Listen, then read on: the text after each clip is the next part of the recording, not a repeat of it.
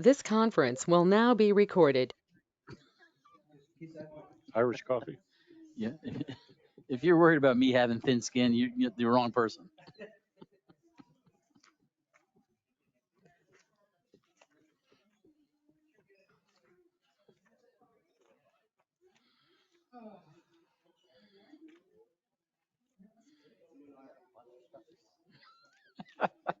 4 books in 1 week is a lot Well, of he's not reading. quite that thick-skinned.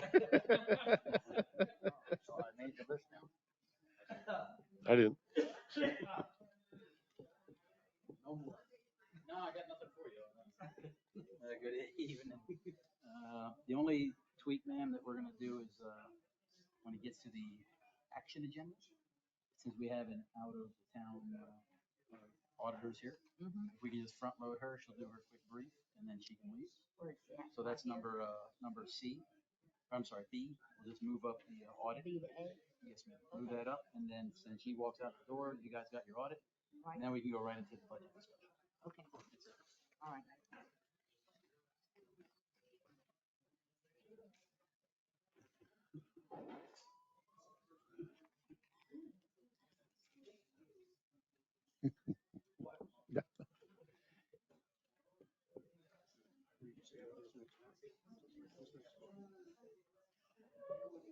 Well, yeah, I mean, but I still think it's the subject matter, but It is. I agree. We'll find out next month. Because next month they won't be here. That's why you gotta do more than one.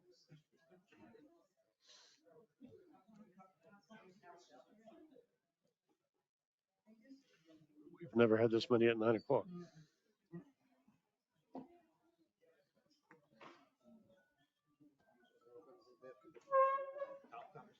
more than likely.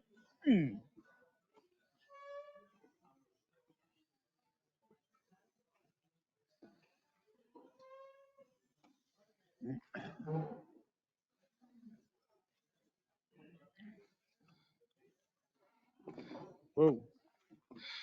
This this ain't gonna work.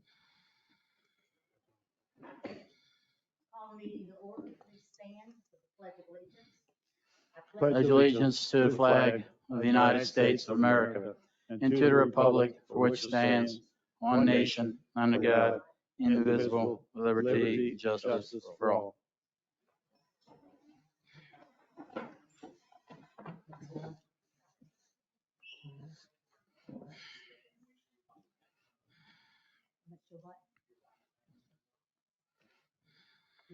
Green light.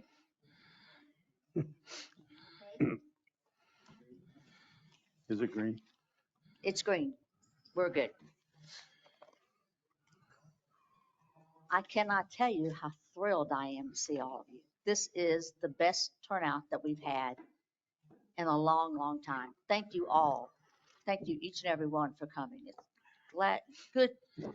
Does my heart good to see all these people that are concerned about the issues that we face today.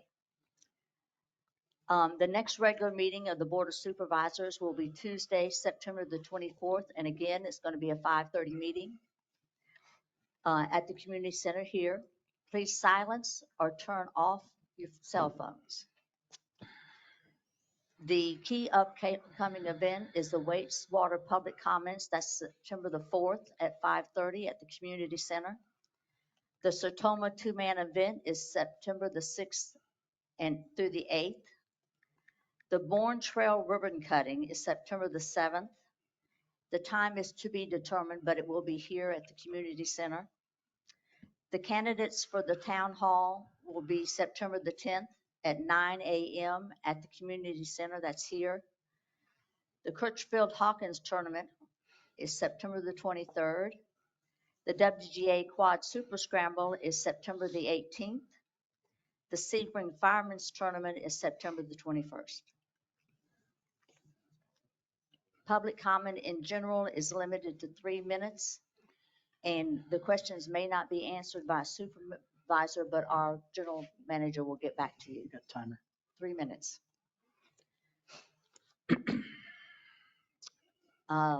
Motion to approve the consent agenda, the action agenda. the consent agenda.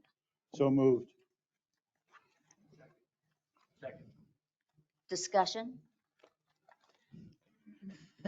Ma'am, I would just offer, just for clarity for the board and when individuals read the packet, the only major change I would say is in the golf financials, the long sheet that has the monthlies. Mhm. If you look towards that, we actually, in our continuing efforts to make sure we paint the best picture, we now have 3 categories in there. You have golf pure, restaurant pure, and then what we're calling general administration.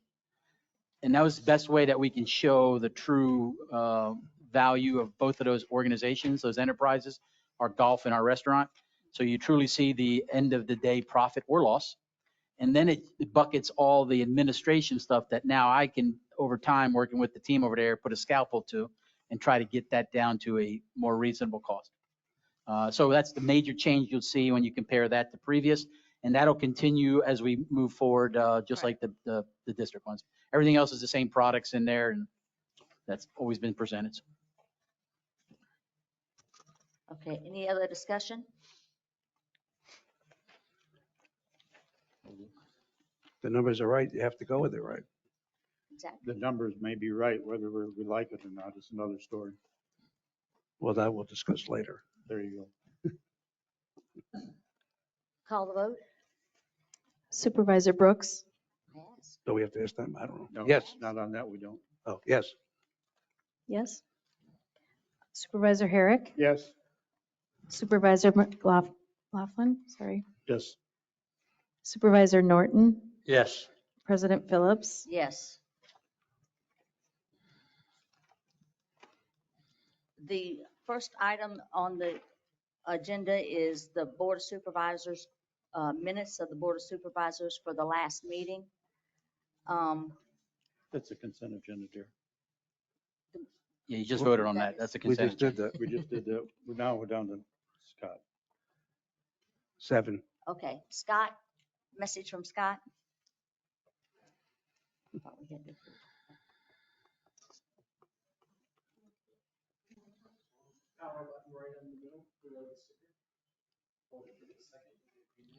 Okay, is that check? Can you hear me? Yeah. Well, good evening, or late afternoon, board, staff, and residents. Scott Kerouac, Highlands County Commissioner, District 3. I was here at 9 o'clock this morning, but I understand there was a little change, so I'm back here again this evening at 5:30, and I just changed my calendar for the next one, so got that taken care of. Just a few things to update you on, as you can see on your agenda packet.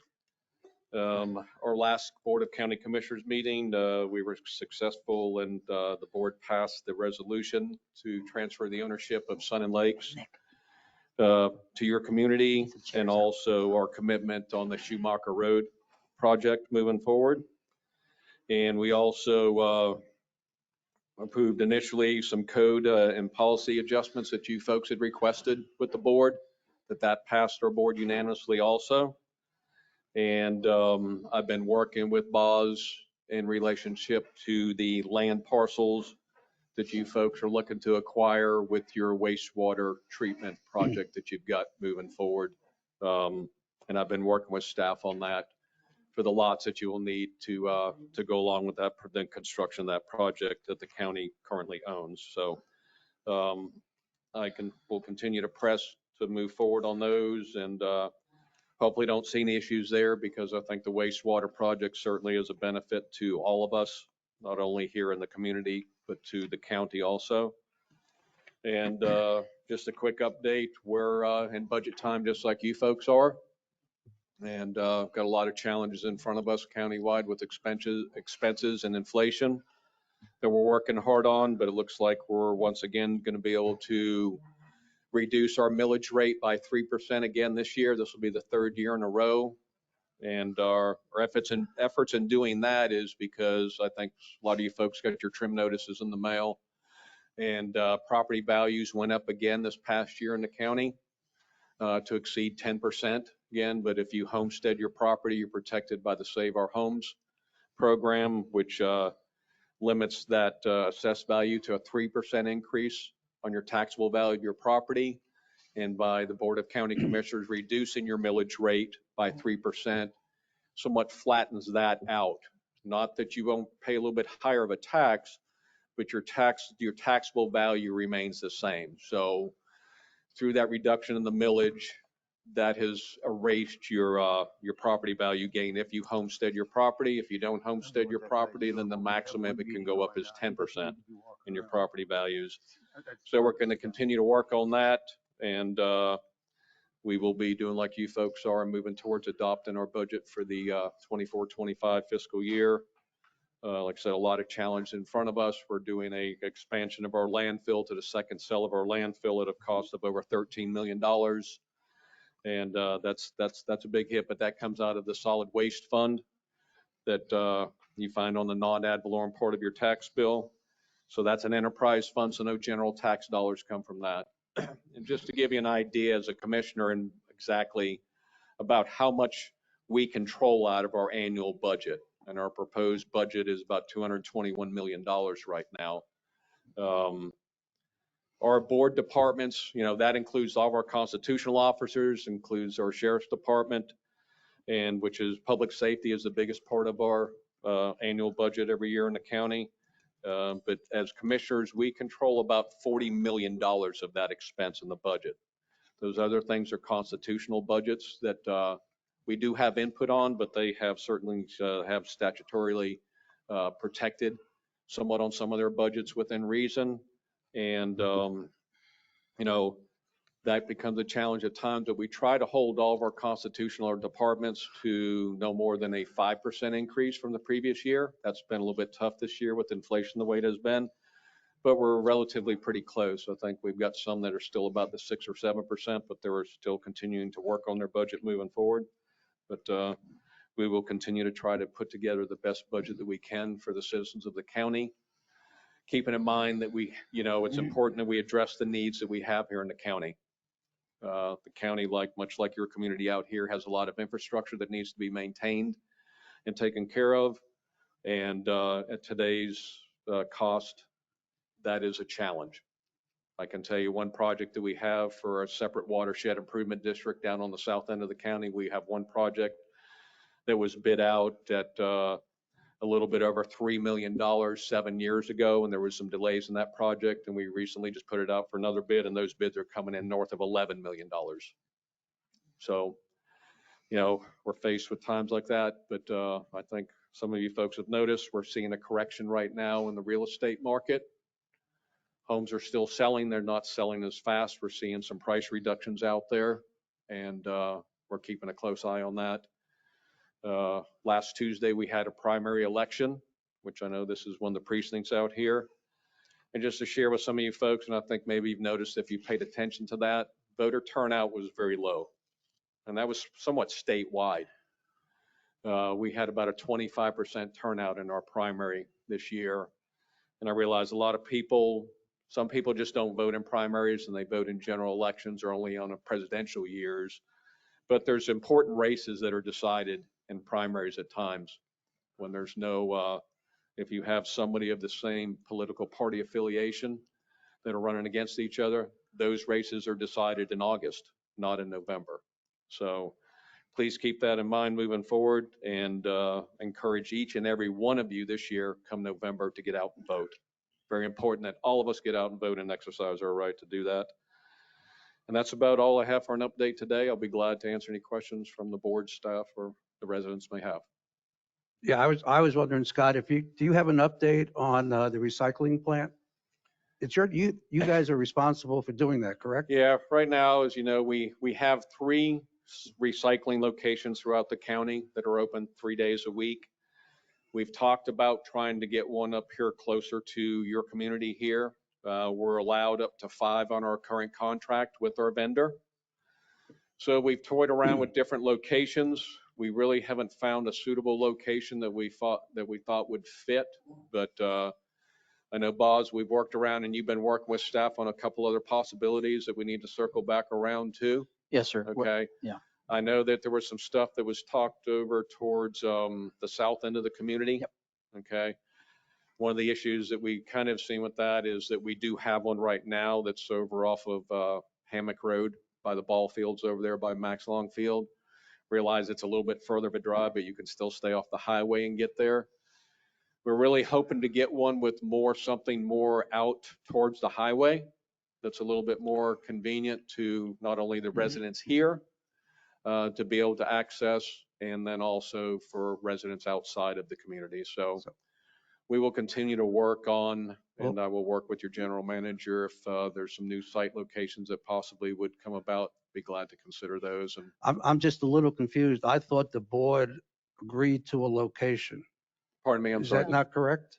Yes, I think there's what I would ask is that when your engineer left Gator, Yes. that was the dialogue we were having with the county, and there was an agreement at his level and Laurie's level of by the Hill Gustot.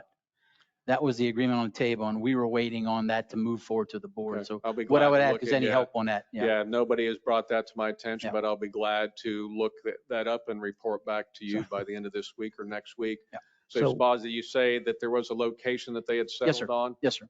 Okay, is that the County-owned land, and it's Okay. just by Hill I Gustot. thought there was a location that we were shown that Yeah. we said was okay. We voted on it, Yes, sir. which Okay. I assume makes it, Okay. Well, Okay. I apologize. None of that is, with the change in our engineer, our county engineer left and went to Polk County. And yeah, I'm not happy to hear that, but I will be on the phone with the county administrator in the morning to. so look we're further back into to that. ground zero. Yes, sir. I mean, if we have a location that we can all agree on, the funding is there and what have you to continue on that path. Well, at best, that's disappointing to hear. No. Since No. we thought we Yeah, did. and I'm sorry, like I said, this is, Let me ask you nobody another, has brought that to my attention. I got another question for you. I'm Yes, sir. looking at the agreement that you guys made, or I believe you signed Mhm. on the Schumacher Road Yes, sir. deal. I didn't realize you guys are not starting that before September of 2027? We were given in direction that we discussed in staff, and the administrator talked with your general manager here. That's giving us up to 3 years. Not that we will take the 3 years, but would give us up to 3 years from the date we sign the agreement. So if we sign it in 2024, then we would have to start turning dirt by 2027. Okay. I thought it And- was 3 years to complete. And part of that project, and once the project started, okay, it's probably going to be about a 3 to 4 month project, because as I explained previously, it's not just a simple repave of the road that's there. It's a complete reconstruction. No, That I road has to be understand all moved to that. the north, yes, I was under the impression you had 3 years to complete it. to start the project.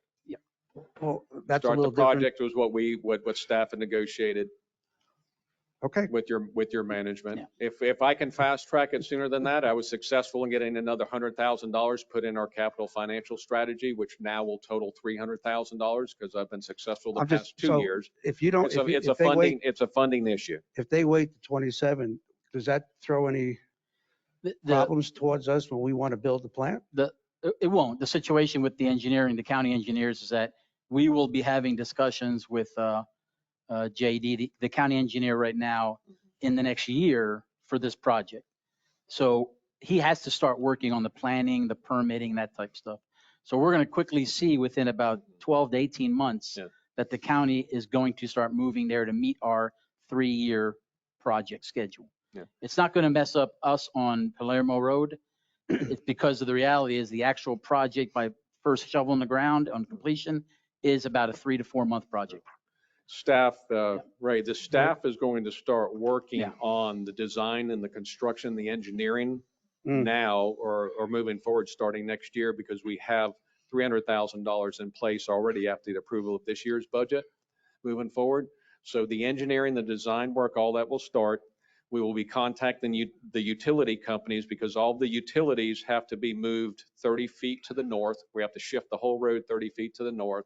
So there's going to be a lot of permitting and design work, which is going to take probably just alone, those things right there will take a year just to start accomplishing all that. Okay. And then when we put the bid packet together, when we have a design and a set of plans in front of us, we'll put the bid packet together to put that out. That typically, between the time of preparing the bid packets, about 90 days. Then you put it out to bid for 90 days, so you eat up another 6 months there. So we'll continue. And I've been, as you folks know, and I hope you know, that I've been pressing for this since I was elected, I understand. and I will continue to press for this to And- get this done. And believe me, if I can get it done quicker than that, that is my goal also. Don't misunderstand me. I know you tried to help us quite a bit, and Yeah. I appreciate that. I'm Yes, just sir. trying to get a clarification. And it's a good question. It's a very good question. I appreciate the question, but I just want to guarantee you that I will continue to push forward. So not to- sometime in 2027, it'll be complete. Is that safe? Boy, my hopes is, yes, sir. Yes. Okay. Yep, that, Okay. yes. I would like to see it completed by the end of 2027, if not sooner. You know, and we're going to be looking at different grant opportunities. If funding comes available sooner, then we may be able to get started a little bit We'll sooner. just take it out of our taxes that we all pay. Yes. Yep. And the Yours seven- along with everybody else's And and the all the 7 needs that million. we have. And I'm sure you folks are going to be Yeah, we discussing give that you today. 7 million a year. Yes, sir. Yeah, Yeah. No, we had 7 million in lot sales Yep. too. It just Yep. throw that out. Oh, yeah. Oh, and then one last question, if I could, just so I, One question. Yep. Regarding that. It does not interfere with our timeline It on the does not. wastewater We, plant. we actually want a shell road, a gravel road up and through 27 for the construction of our plant. So I would not want them to be laying asphalt down when we're having so That's many probably trucks true. going for our plant. Yes. What about the main line running down Schumacher that we plan on putting in? That's the sewer work that's going to happen in the next 12 months with their engineer. We got to lay the new force main. We're going to be doing that in conjunction with the engineering plan. Okay. Thank you. and then just one last thing. Yes, sir. You said that the ordinances that we did turn into you guys have been approved? Yes, sir. Okay. Yeah, they were approved by our board. Yeah. At our I last just- meeting. okay. This was Yes. a landowner discussion, landowner voting, and about 3 code enforcement issues. Yes. Yep. And I the haven't whole- received the signed copies yet, sir. That's all. Yeah. That's why they don't have it in their And, package. and all that was approved by our board unanimously. So I know legal is putting together all the documents to turn over to be signed and executed and recorded. Okay. Yes, sir. Thank you, Scott. Thank you. That's all I got. Thank you all. Have a good evening. You too.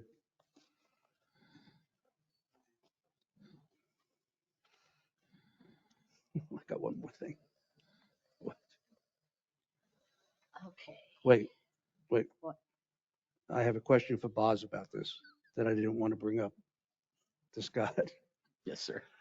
I didn't realize, according to this document, that we've committed $650,000 for Center Lake Boulevard. We haven't. That's No, what no. it says. No, sir, that's their resolution, their language committing themselves to 650. The more challenging It question, says, that's not sounding like money. this is not Center Lake, it says that we're supposed to spend $650,000 on improvements on Center Lake Boulevard. Just that's not our resolution. That's their resolution. Oh, The that's county- their That's their resolution? resolution. So that doesn't count. The county's going to be spending County. 600. That's the On county. Center Lake Boulevard? Yes. No, they're not. It's our responsibility. What do you talking Sun Lake Boulevard or Schumacher? I'm talking Center Lake Boulevard. I didn't want to bring this up when he was here. Page 9, if I'm reading it right, it says that we've committed to $650,000. Schumacher.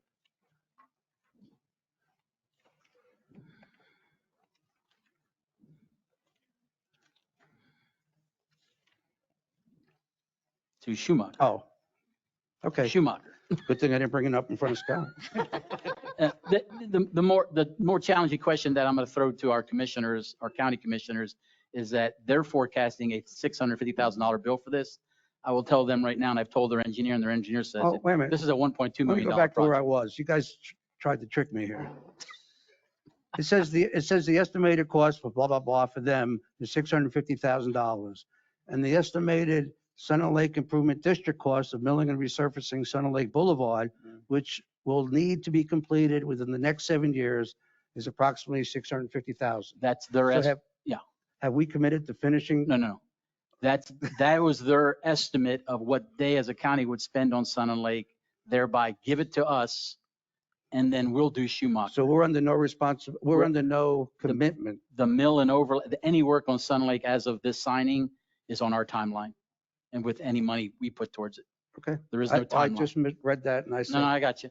They were trying to use this to explain to their commissioners, we're Yeah, going to spend I know what they 650. were doing. Let them spend 650. We're going to spend 650 over Right. here. They were using So we're it not as- committed to 650. No, sir. No. Okay. No, Thank that's you. going to be built into our schedule for repair and maintenance. Yep. What? Says it. No, you're fine. Thank you. Okay. The action agenda is next.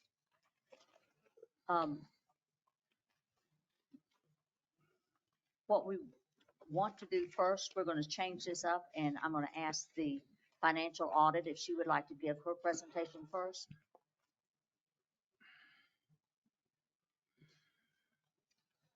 And can I ask, can we just move that a little bit? I can't see who's talking.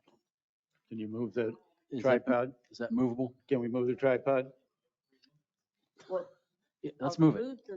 Huh? Move the podium. Yeah, we can slide the podium. We'll slide the podium over. Just put it in front of me, that way I can I see can't it. see who's talking. Sorry. It's usually over there anyway. Can you go a little bit? Go farther. Ariel, go farther. We were going to do Sit the up. budget. Get it over there where it Because goes. how can they approve the budget before seeing the That's budget brief? perfect. Can you move this tripod? I can't see it. Mm-hmm. All right. Thank you. Go ahead, please. Good evening. My name is Tammy Campbell, and I'm with McDermott Davis to present the 2023 Annual Audit Report. The district received an unmodified audit opinion, and that's the best type of opinion that the district can receive. The general fund balance increased 1 million to 4.4 million. The general fund also had 1.2 million of insurance recoveries during the year, and that was to cover some of that storm damage, offsetting those large capital expenses during the year. The Gulf Fund also showed an increase during 2023 of 199,000. The Water Fund had a small decrease of 610,000, and again, that's mostly due to the additional repairs that were required for some of that hurricane damage. Overall, the district was in compliance with all the laws and regulations we tested as part of our audit. Next, looking at general fund balance totals, you can see that the general fund has a stable fund balance and is in good health. Looking at the general fund revenues and expenses over time, current year operating expenses in the general fund were greater than revenues, but that's offset by that $1 million insurance proceeds, which is shown as another financing item.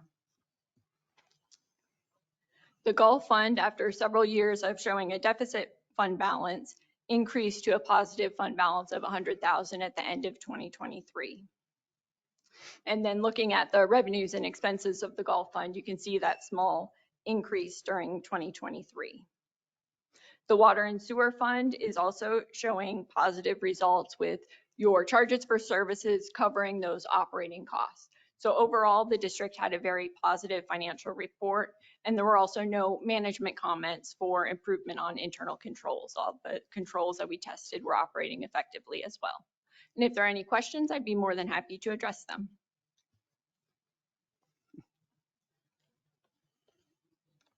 Nope, I'm No good. questions?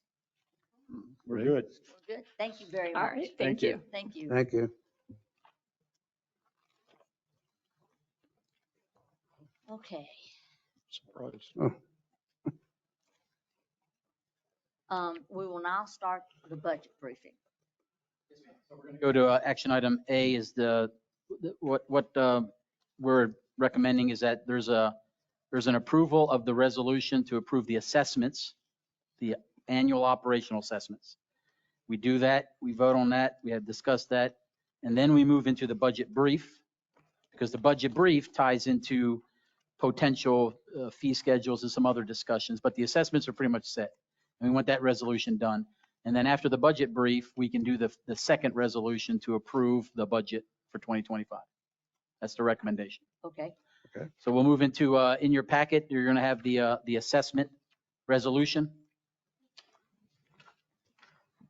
It's under tab E. And that's basically the 5% raise of the assessments. 2024-04 is the resolution of increasing the assessments. 03, I'm sorry. 2024-03, I'm sorry. 03. That's just the increase of the assessments. Correct. And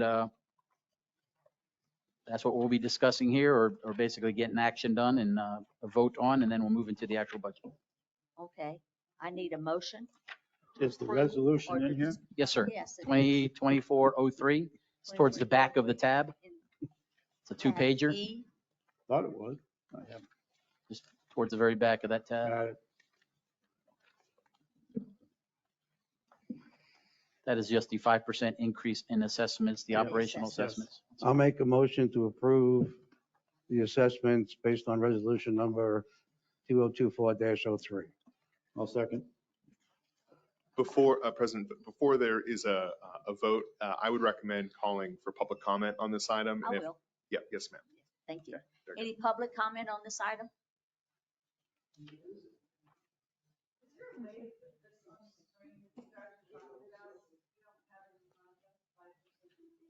I didn't hear. Did you hear? Do you want to know if there's a way of putting that on the screen? What, the assessment? No, the resolution. The resolution. Give me a second. It just,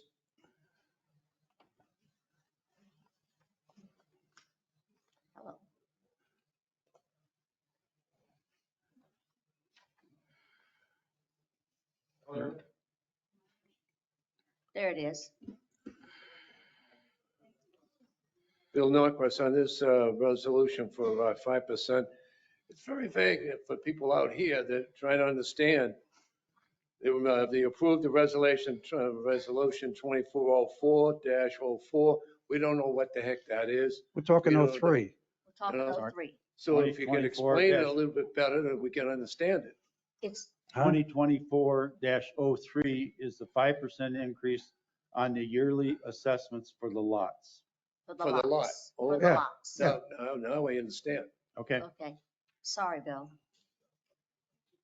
Any more discussion? Board comment?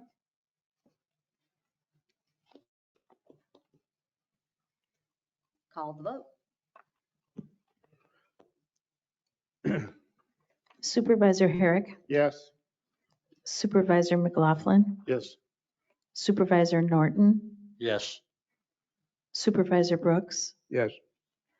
President Phillips. Yes.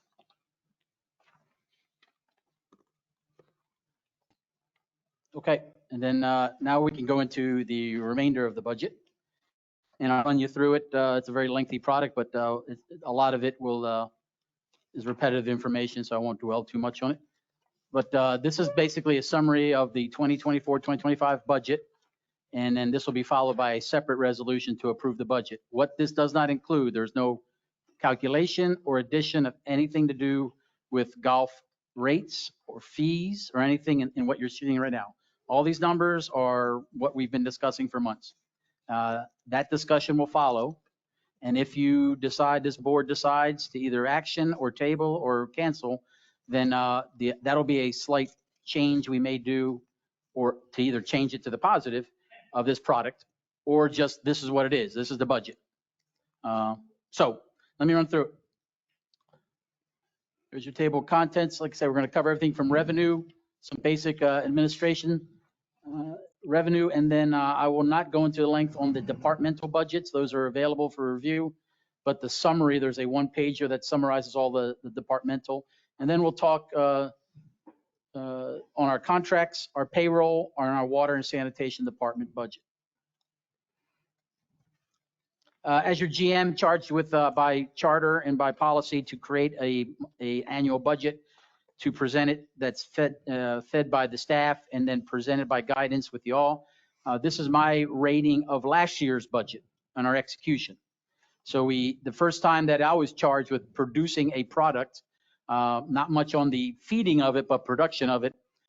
This is how I track it moving through the year of execution. Execution went well. You all got regular reports, monthly reports. You have a good summary and a project accomplishment of our list of projects that you'll see in here. Again, well. Challenges on reporting, I give it a lower ranking because since two major feeders of this are from Troon Accounting and Infomark Accounting. How they produce their products, the timeliness of their products were a challenge for this past year. And I think we've all lived through that. And we'll continue to live through that as we sort that out, working with both of those entities. And that's the main thing. When it comes to oversight and control measures, because we started with a financial department of 1 at the beginning of this budget cycle, now we're at a financial department of 3, accountant, property specialist, and finance director. I'm more comfortable that we have the proper oversight and control measures in place that we can oversee all the departmental budgets from in-house, and that'll improve over time, especially with the addition of an accounts payable clerk. Basically, this is straight out of our charter, a couple of the statutory. We will be balanced. That's a no-brainer. We will maintain a strategic reserve of 70% of our fund balance. We will have we will do district maintenance assessments by August 31st. We're doing that. And then the golf operation, course and clubhouse, shall be a self-supporting operation. That's in our charter, and we will strive to do that. That's the charge you give me that that has to stand on its own. There should be not an inject of a lot of district finances going into that operation, and that's the mandate per there. The one thing you'll see that will happen in the November timeframe, and that's really in reference there, the GM and staff will present a schedule of fund surpluses. After we audit this year, the current year, we will present to you the first budget amendment that will show you what we ended the year with and where we should send that extra money, I'll call it. That goes into the reserves, goes into capital projects, whatnot. But that happens 60 days after we close out the year. So that's the one thing that's in the future. Great news to hear. The county is still working towards their final millage. Good. If the commissioner says there'll be a 3% decrease, that's good news. And we'll see how that comes out on tax bills. But the county fire assessment and the county waste removal fees were voted on already, and they will increase. And we will expect to see those on the tax bills. And then we're still fighting with across all departments as well as our homes, inflation and just operational costs on average fluctuating between 3 to 6%. They have come down this year with the high point, but we'll continue to live that in this next year. I highlighted what went out in March for the general manager guidance to my departments, just to see where our focus was. We will continue moving the district forward and we'll be fiscally sound. Got it. We will focus our efforts on strategic planning on our wastewater improvements. We are doing that every day, and you're seeing that happen as we progress. We will continue working with developers and do proper development in our housing areas, appropriate development that we all concur with. And we will continue to expand our recreational areas to our best abilities for all our residents. And then this is a continuation. Again, these products are online. And then this is the guidance memo that this is more so for our residents. All the departments received this from the GM in the March timeframe. So they're starting to build their products and their budgets that start flowing up to me. So then in the June timeframe, I'm presenting this information to our board for their guidance to say adjust, reduce, or so on. Highlighted here and across the district, these are a very general area where projects will be commencing tied to this budget. So as you see, it's not focused in any one area. It's across our district, all the way to the north with the turtle preserve, way up north there, all the way to the south with the wastewater plant and everything in between. And that's just it's a very one over the world look at the projects, but there's going to be many more details involved. This is our leadership. I'm very comfortable that our team below is set with all directors in place. Departments are properly supervised, and we have the right team to execute not only this budget, but many things moving forward in the future for the district. We will update our task organization charts. We're trying a different format, so I owe you that update there. This is a simple summary of our district assets and resources. I think I just want to highlight that we expect, based on our data that's collected by the state and the county, that in 2025, the district will break the 13,000 mark of population. We're able to track that based on realtor information, business information, county information, state relocation information, and that's a good thing. An interesting point of that is roughly 2,500 of those 13,000 are what I call out-of-state residents. You call them snowbirds, you call them part-timers. So we have a large population that are fueling the district in funding with their assessments. They're paying the same taxes and assessments everyone pays. They use our resources while they're here, but for a portion of the year, they depart us and come back. And that's a valuable group that we need to, not only appreciate, but make sure they're getting the same level of services that we give to a year-round person. And that's the guidance I give the staff. On staff training, I'm a big proponent of that, to make a professional force, to make sure you guys are fully comfortable that when we plan and execute, you're dealing with the right folks. So we're good on that. We're continuing to increase our living wage, which is tied to the state mandates of the $15 an hour minimum age or minimum wage rate. and so on. We have a pretty young force, I'll call it, or team here. 6 years on average is our age of service, because we've had a lot of turnover the past few years. But that's a good thing, and we'll strive to maintain that so we're not having a lot of turbulence. Right now, our average is 85 to 88% retention, and that's pretty good for our organization. Most folks that are leaving because they were kind of told to leave. Oh, totally. Okay. But other than that, we don't have a revolving door that's going through the district office. Mission of the district, these are products that we will work on throughout this year with the board and citizen groups to refine this. So this is our start point. Pretty simple, self-governing, financially sound, provide protection, governmental services, and recreational facilities for its residents. Our values, our vision, our values.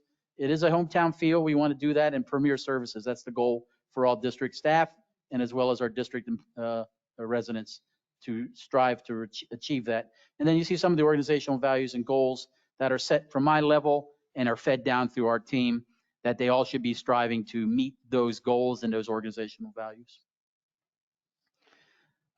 When you build budgets, you should be tying them to either metrics or strategic goals or district values. There should be a connection. It shouldn't just not be just a number on the paper.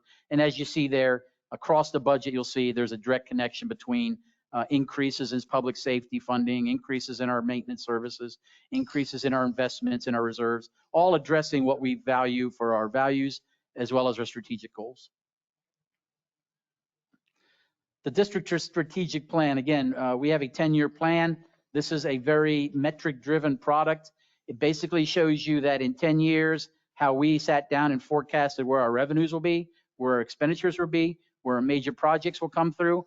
And this is the living document that helps us in the planning, where if we see that we're buying new trucks in 5 years, we're doing the wastewater plant, and whatever, you have to start with a plan, and then it helps us all in the execution of that as well as the funding of it, and there should be no surprises.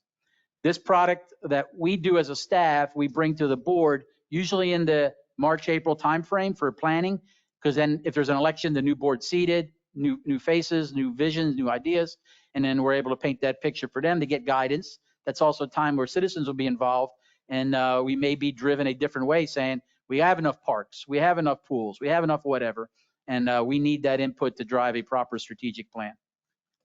This is also nested with the county 30-year plan to the best of our ability, and that's really a document that sees a lot of dust. But we'll do our best to try to get into their decision cycle to make sure what we're doing meets the county long-term goals. What this 2025 budget will do at a very cursory level. This is just the to the point issues of what we're going to do with fixing roads, resurfacing, continuing to build the team with security, code enforcement, and so on. So this gives you basically a cheater card that you can carry around in your wallet to explain to folks that you're paying assessments, you're paying fees, we're spending this money in the district across all our departments, and there's a tangible assigned to it. These things will happen. This is also a report card that I use to gauge my departments and my teams of our success level, that we can come and explain to the board that we want to do these 15, 20 things. There's more than this page. We want to do these main things, and we did achieve them. And if we didn't, why? And explain ourselves there. But we continue to build this product and refine this product as the year goes on. All right, our assessment rates, historical assessment rates going back to 2020, or 2000, I should say. As you see in the red boxes, that's where we stand right now. So the assessment rates are bringing in X amount of revenue, departmental revenue. I apologize, I'm talking the revenue rates. So for our assessments, our utilities, our golf, and our restaurant, you see a general uptick in revenue over the years and a projection going a few more years in the future. In red is what we're talking about right now. For the most part, we're pretty good on assessments. We're pretty good on our utility, and our golf and our restaurant are slowly upticking based on the improvements we're making there. We have a lot of miscellaneous that we are forecasting in the near future, and that's just because there's some additional funding, state, federal, leftover ARPA money that will be coming our way, and we project that out on that very bottom line, that blue line. These are the proposed fees that was just voted on. Now they are the fees for 2024, 2025. This is the 5% uptick. I just put on there to the left that I've been discussing under review. My concern with our assessment schedule is the amount of categories that we are tracking and need to track. Some of those categories, there may be one parcel that fits in that category. So we're going to have to sit down as a group with some expertise that helped us build this assessment model a few years ago and see the value of merging some of these categories and then really assessing, are we truly addressing, and my area of concern is our commercials. Are they paying their fair share? I'll put it to you that way. As you see there ain't a lot of high-end categories that are being assessed, but they're getting a lot of district services. I'm not talking about the residential parcels, not talking about the multifamily. I think we're addressed those well. There's a lot of the oddities down there that we really need to sit down as a district. So that'll be an ongoing project I'll work with the board on, and we'll discuss that as next year's budget comes to the surface. We may see a reduction of the categories, and that may drive some of the fees being adjusted as well. Total Sun and Lake revenues right now, 2024, 2025, are right in that $14.9 million range. That's across everything. That's all the money that we will bring in. This was what the county commissioner touched on. I will get this information from our millage folks, our tax collector, assessor, tax collector actually, when they publish their final budgets. And then you have a comparison of where the surrounding parcel millage rates fall with Sun and Lake. So my example on the bottom there is a house valued in Sun and Lake at about $350,000 pays approximately $5,100 in county taxes. The question we need to get better at doing with our county leadership, our county representation, is what do we as Sun and Lake get for that $5,100? Since your district team, the guidance from this group here, my board, we're doing 95% everything for the residents. So that's a hard question that individuals like that county commissioner need to really start explaining better to us for the value of what we're paying them, and we are paying them a lot of taxes. This also goes with our surrounding communities. As you see on the bottom there, the total assessed property values, and this is using the last year of tax collector information, tax assessor information. So the total values in all Sun and Lake is just under $1 billion of value for everything. That's from my hospital to my apartments. That's a lot. That's a lot of value sitting right here. And then it has the breakdown, Tanglewood, commercial, and so on. What I show on the bottom there is at the 2023 tax collection time, this is what we sent to the county. So your bottom number in blue highlights that the county, we sent close to $4.1 million of tax base from us to the county. That's just county taxes. That's not counting the school stuff. You add all the school stuff, that's another about $3.5 million. So there's a lot of money going that way, all right? But I just wanted some clarification for our board and our members here to understand there's a lot going out. We should have some expectations of that. If you compare our surrounding communities, Avon Park, Sebring, Lake Placid, Highlands County, and you see their millage rates are in the 17 mills down to 13 point some odd mills. If you had a comparable for Sun and Lake assessment fees, we'd be at the about 2 mil rate. And you're getting everything that those other communities are providing. Again, a good comparison to understand that it's a great place to live. You're safe, you're secure. Yes, you pay, but you ain't. If you moved your house across the street on the other side of Publix, your taxes would about 3, 4, 5 times double, triple. So we need to understand that. All right, when it comes to major revenue items, this is where in across some of the categories where revenue is generated, not based on increases per se, other than the assessment fee and the utility fee, which we had already pre-programmed, but there's some additional fees that based on utilization, the new home construction you see at the bottom there, the grants coming from the county, the additional utility revenue, since we got these new meters in, we're able to charge everyone what they're using, not an assessed, not an anticipated amount, not a swag. It's what they're using. And that's what you should pay. And based on doing that, we're seeing a large increase in our utility that will help us make the decisions over time of what that rate should be. Having real numbers, real data, knowing where the water's going and who's using it, we can have those harder decisions. Where most of that additional utility revenue came is our commercial properties. They were being well underassessed, averaged, I'll call it. That's been corrected now with they all have meters. The hospital's paying what the hospital should be paying, not some number that was generated 5, 6, 7 years ago. Okay. We're talking the revenue here. This is what we will get in 2024, 2025, about 14.9 million. We expect to roll over, and what I call a rollover, we have a bunch of accounts that are our checkbooks for paying bills. We have money in our reserves that are sitting there that on 1 October, it'll still be there. It'll start us the new budget cycle. We need to clearly identify that out of full transparency and show this is what we're starting the year with.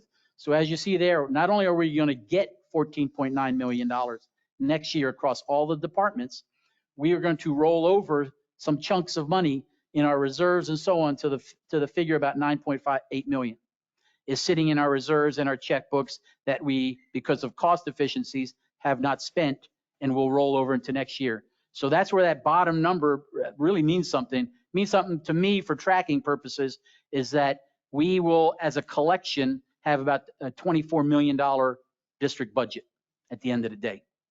And that's a lot for a community like us to have. It is a large increase from last year, and that's because we did a lot of collections.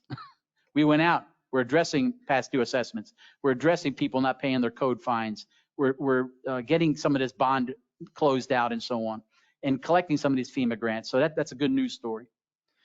This is the simplistic way to look at it. And again, this is my favorite slide because it really clears it up. We will end the year on September 30th with about $9.8 million in our banks of all capacities. We immediately take 7.8 million of that. We put it in a lockbox. We don't touch it.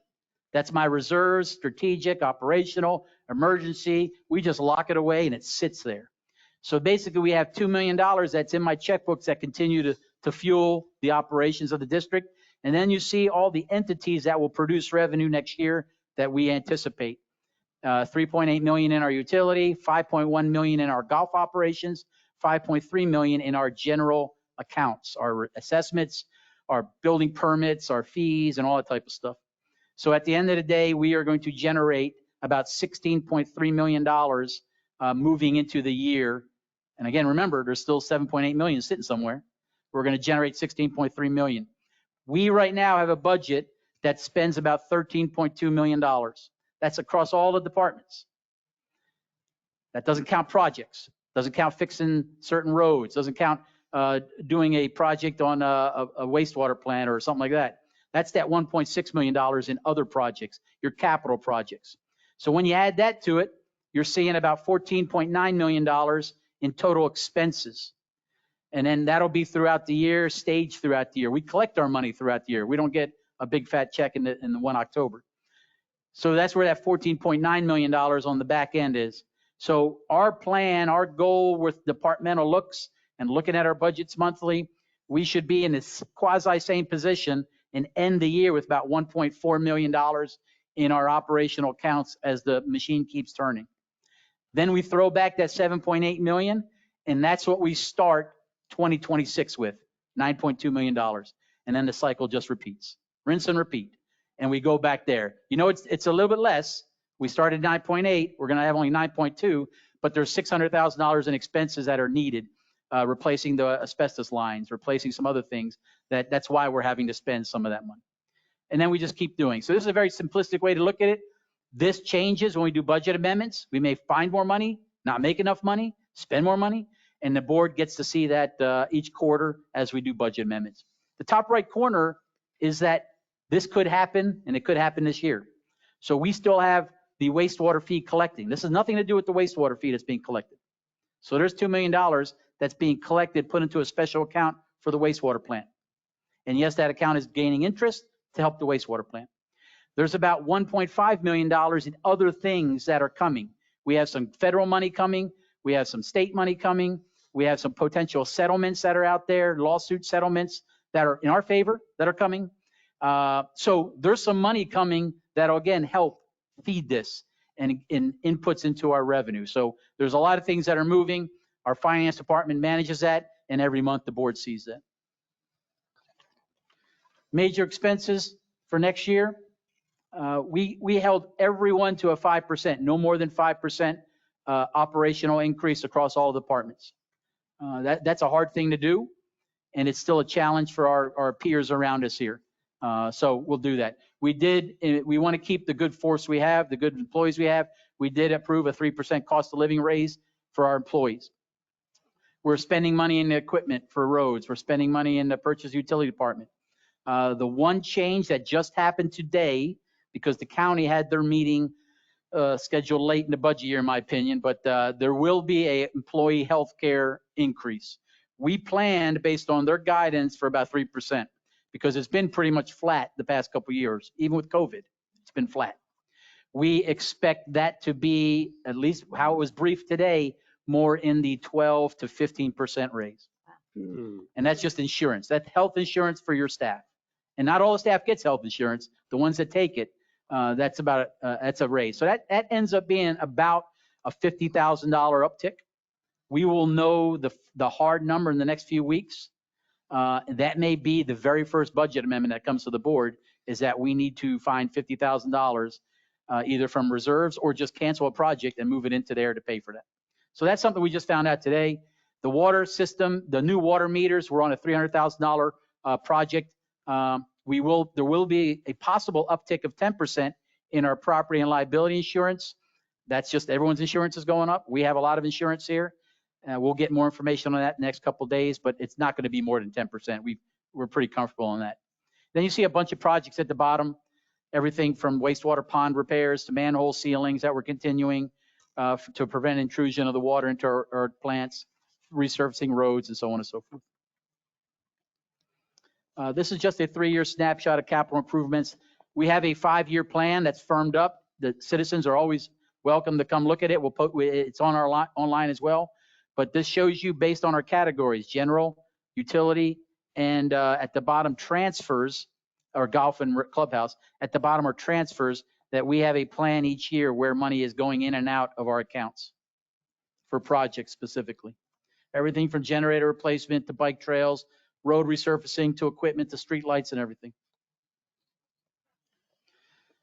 This is just a first time swag at this. It's a moving target based on the banks giving us the interest rates we're going to get. But this is where our reserve accounts, this is that 7.8 million number. This is where that money's sitting, and it'll gain about $30,000 to $35,000 interest a month. That's where that money's sitting. It'll grow over time. So that's a good news. We expect it to increase. We're going to invest about $200,000 more into these accounts, mainly the capital accounts for long-term projects. And then obviously the wastewater fee, that'll be onto one of those line items for that money that's being collected, that $180 for every parcel at a minimum. Some people are paying it all off. That number will go up. Most people are settling with the $180 a year, and that's where that'll stay right there.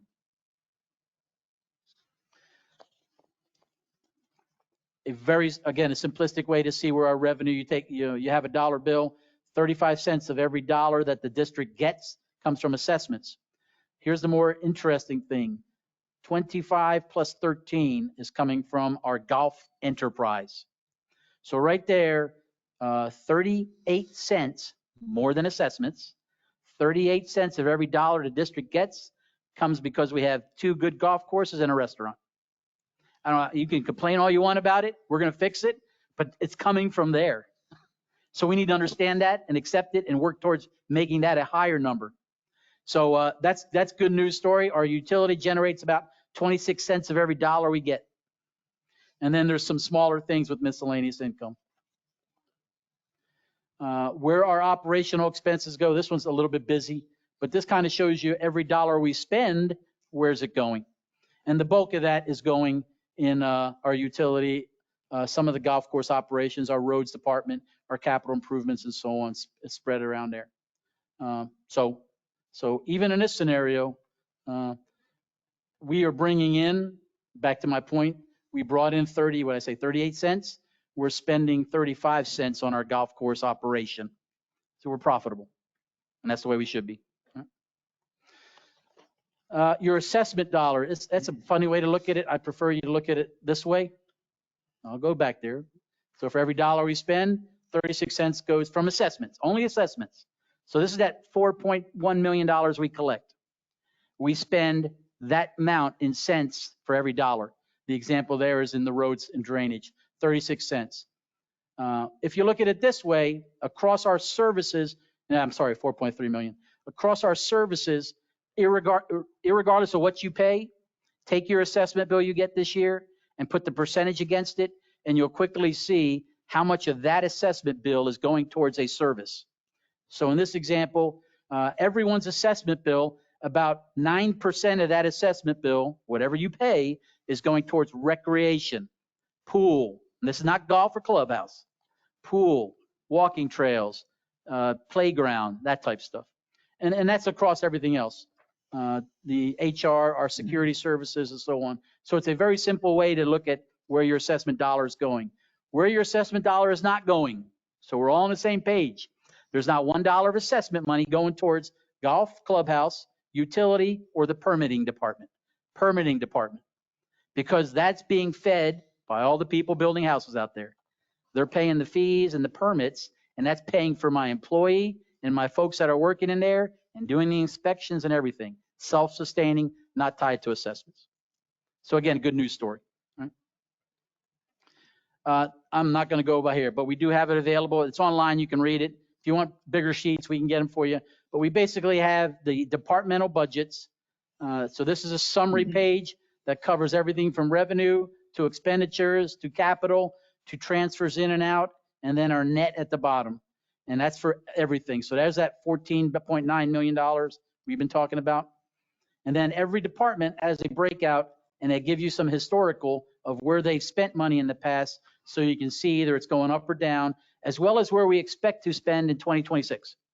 So we sit down with departments, I sit down, we say, okay, I got it for this year, lay it all out and tell me what you need in 2 years from now. And they put their big brains on it, and they'll figure out, so there's no surprises coming down the pipe.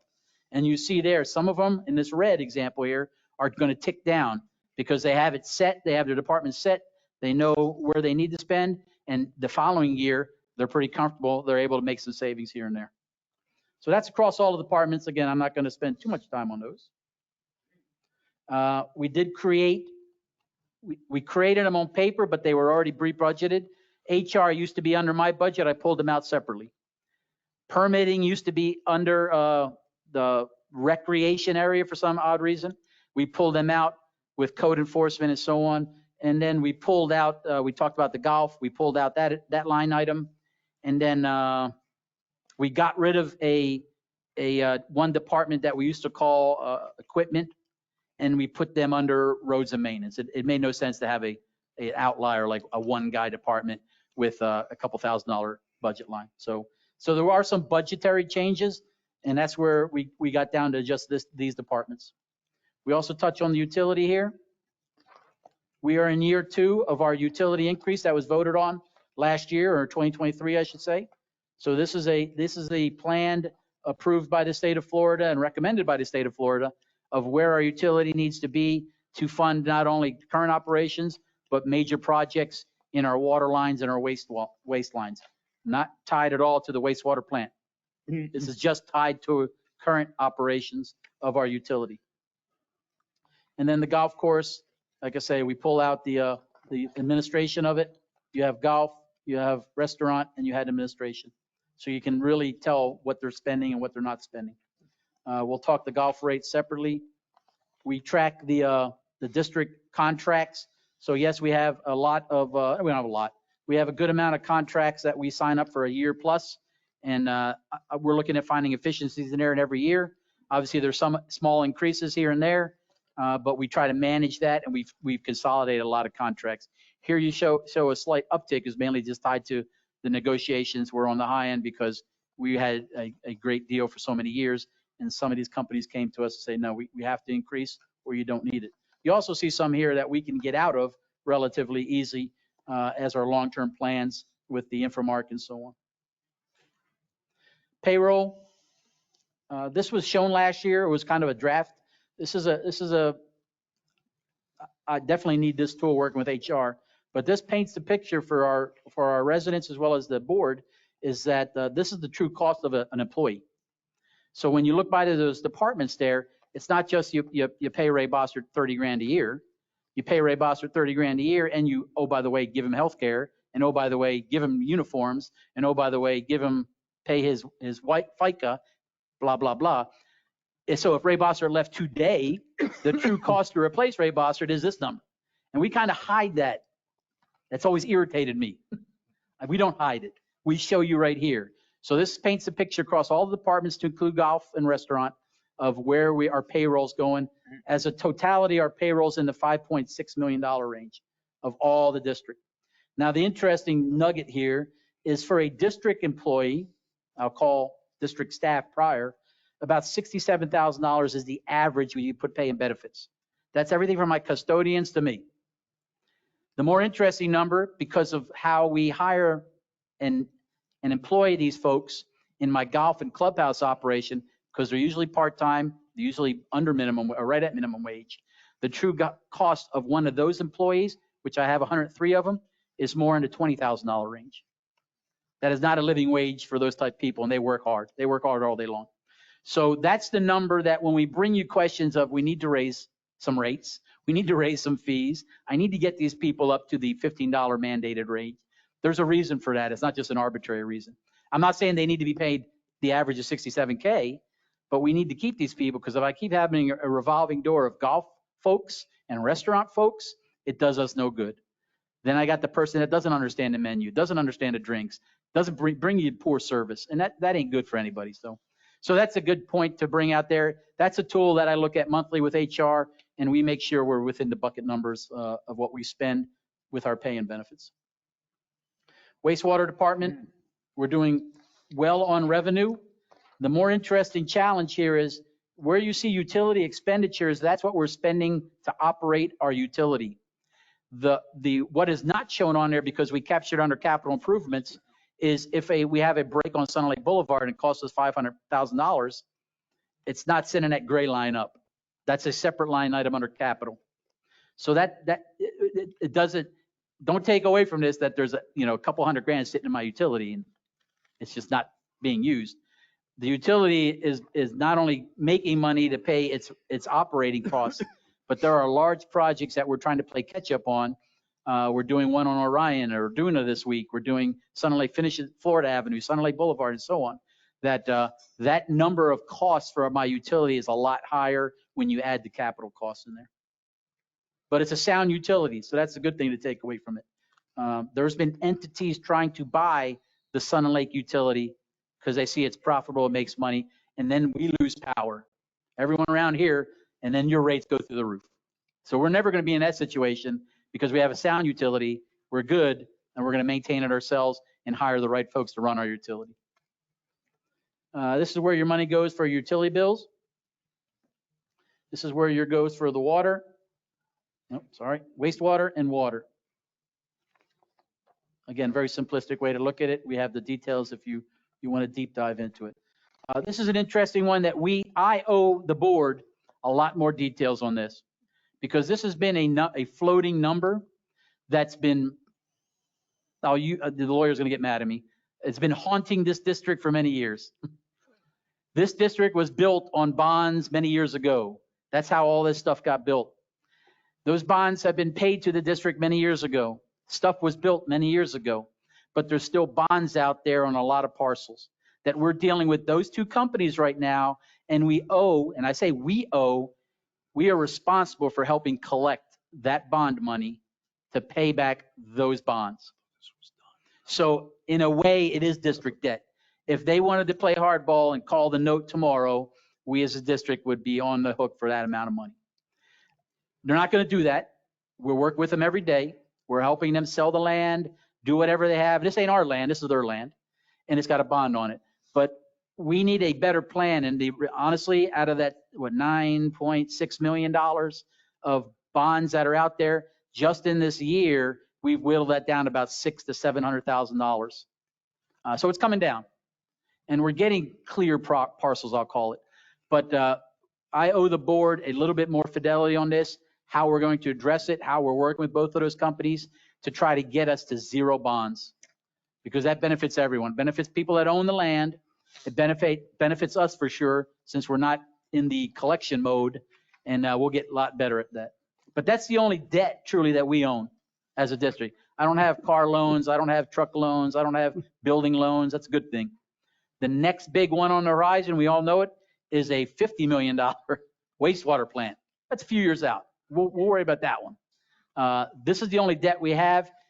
You could argue is it debt or not. Yeah, I got you. But your team's focused on it, and we're working towards a solution for it. We do still have COVID money coming in, about $470,000. This is stuff that Mr. Kerouac always beats the table at. I got it for you. Well, then pay us, and I'll be happy. So I'm working with the county on trying to get this closed out. Finance is doing that. This was money they gave us to buy us pumps to help us in certain projects. And we've done it. They're already bought. It's already spent. It's already accounted for, and all the paperwork submitted, but the county hasn't cut a check yet. So this is what I'm taking to them and getting them to cut their checks. And then, so that's money that's coming in. Basically, the way ahead is you approve the budget as presented. And then we start production of a budget book like we did last year. We publish this online, and then we start executing on 1 October. Public hearings are done. This will be one of the last ones here. And then we start doing budget amendments as required. They should be done quarterly, but if not needed, then we push it to the next quarter. And then we start the process again for 2026 next year. And then other than working on a strategic vision, a better strategic vision for the district, refining our wastewater plant timeline. We have the funding now set. We need to work on the timeline of execution and being more aggressive on grant applications. That's Jamal's job and his team there. And being aggressive on recouping a lot of past due assessments, past due utility bills. There's a lot of past due owed to the district. It's my job to become that collector and to get that money, because it hurts us all if certain folks ain't paying their fair share. So the share they used. So we got to get more aggressive on that. Subject to your questions, that's your budget for 2025.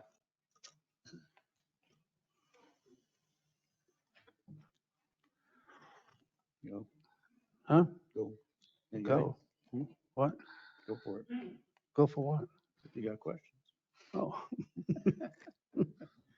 We've been, We've this been is not through the it. first time we've seen it.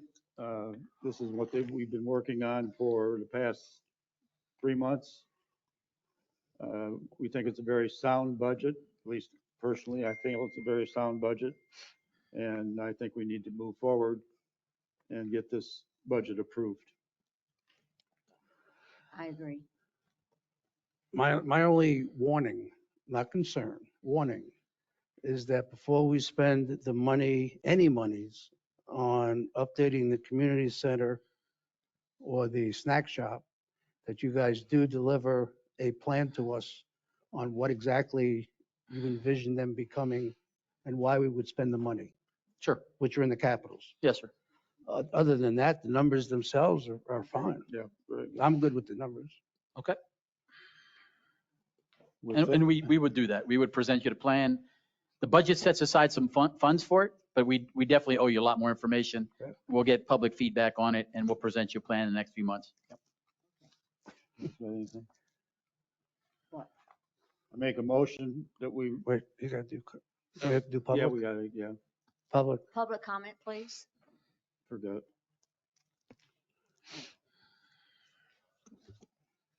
Good afternoon, Bill Norcross, resident. I want to thank Bob for that excellent presentation that I've been here for 21 years. I don't think I've ever seen one like it. And it's about time.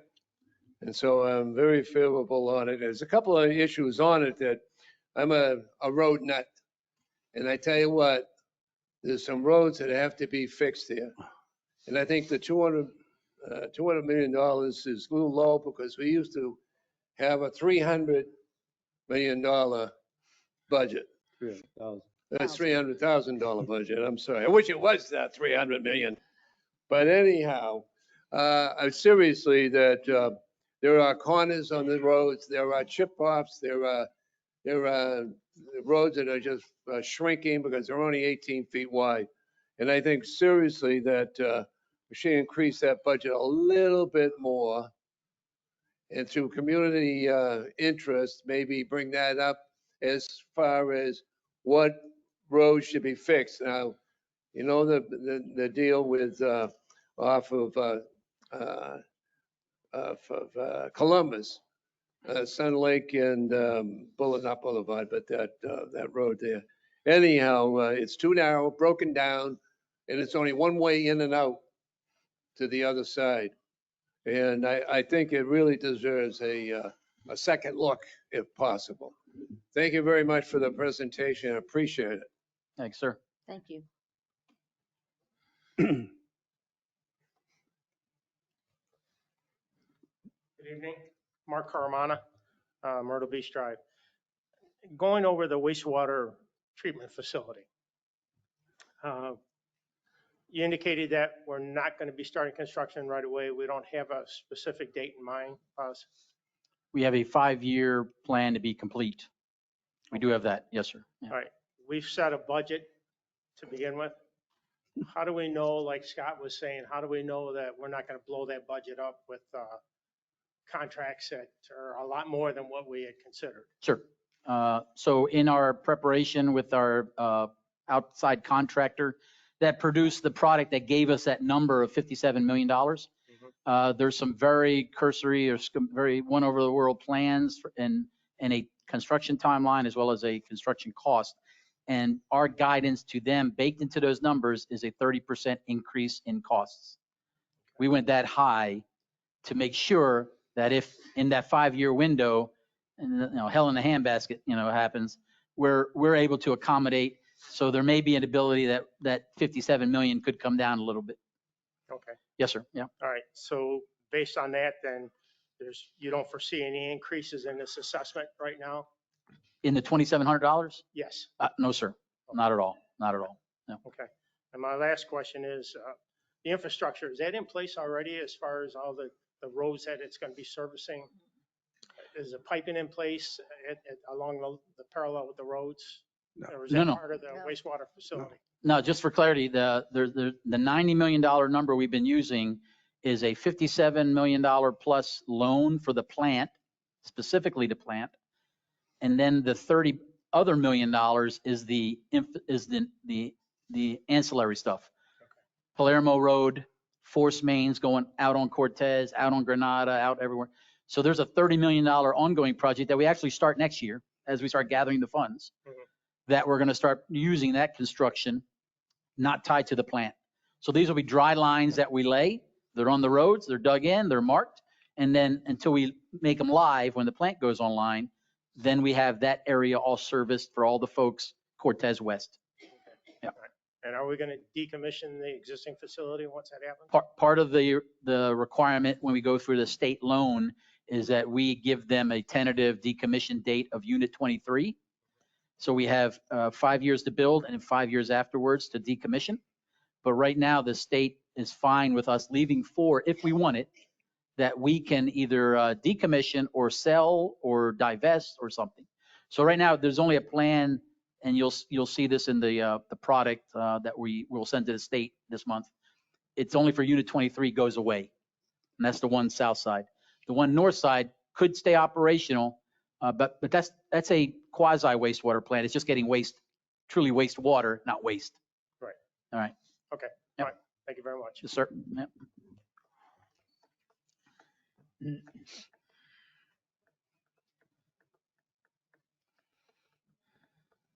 My name's Sam Gray. I'm from Tanglewood, and I just moved here last year. And I'd just like to ask a couple questions about how the wastewater treatment plant or infrastructure, it came about.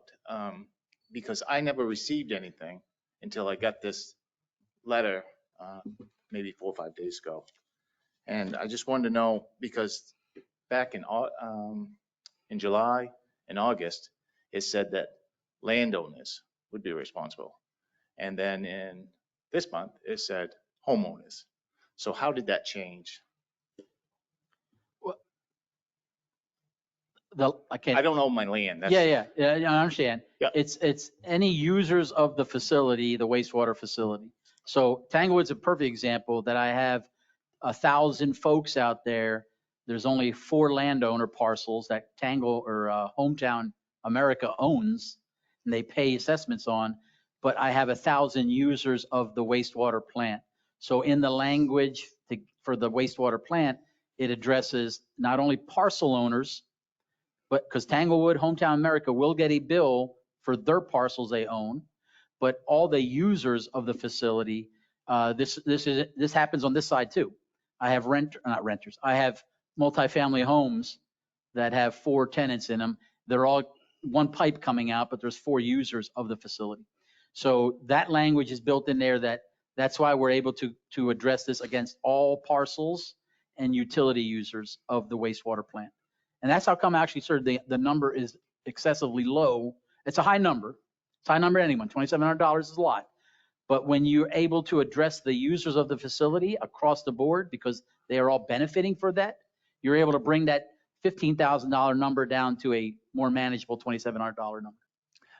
Still, was this voted on by the people Yes, sir. in this? And was it a referendum on a thing? Did it say landowners or homeowners? Yeah, Or no did it say- requirement for referendum. The district, since we control the utility, this board voted last year, and the board's going to vote again next week to finalize the assessment role and the payment method. That's what the 4 September meeting's about.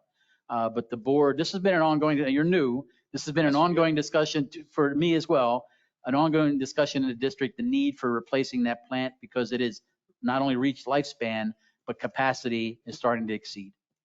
So this will have to happen, be it on our watch or we all stick our heads in the sand and it's just going to die out, and then someone else will have to deal with this problem. So the people, did they get a vote on this? Because No, sir, not No. required based on our not charter. required. Okay, that was just a Yep. question I had. Mhm. All All right, so everybody in Sun and Lake, on all the condos and everything, going to pay the same amount as I'm going to pay in Tanglewood? Everybody, I say everybody, 98% of parcel owners and users of the system will pay $2,700. And that's because the average that we used that the state required was 220 gallons of waste a day for your home. And that's every home. The only people that are going to pay a lot more are my 25 commercial parcels. They will pay a lot more, trust me, our hospital and stuff, than $2,700 because they're pumping a lot more waste out compared to your home or your neighbors or so on. So the condos are going to pay? Condos are all paying. Okay. Yes, sir. Yep. Yeah. And even the vacant land's paying, just so you're aware. I'm sorry? Even vacant land's paying, even though they're not on the system now, because like I explained with this $30 million, we're building a plant in the ancillary items to bring everyone on this utility. That's what we're building. That's why we have the ability to assess everyone. Okay. Yep. All right, thank you. Yes, sir. Yep.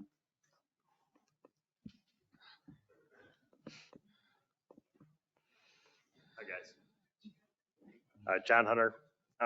Hey, just a couple budgetary questions. How do you allocate assets amongst the whole community? So for example, if you build a building, one, how do you depreciate it? How many years? And number two, how do you allocate that to the appropriate department? So let me give you an example. Yeah. So if you build something for golf, right, you would assume under the golf and restaurant business would get 100% of it. Okay. On the financials. Yep. Is that how you run your financials here? So we just received this, and a lot of that depreciation and data is in here. We'll get you a copy of this. Yeah. That was the audit folks that just did this. Yeah. But to your example, the district, this board manages everything for the district. Yeah.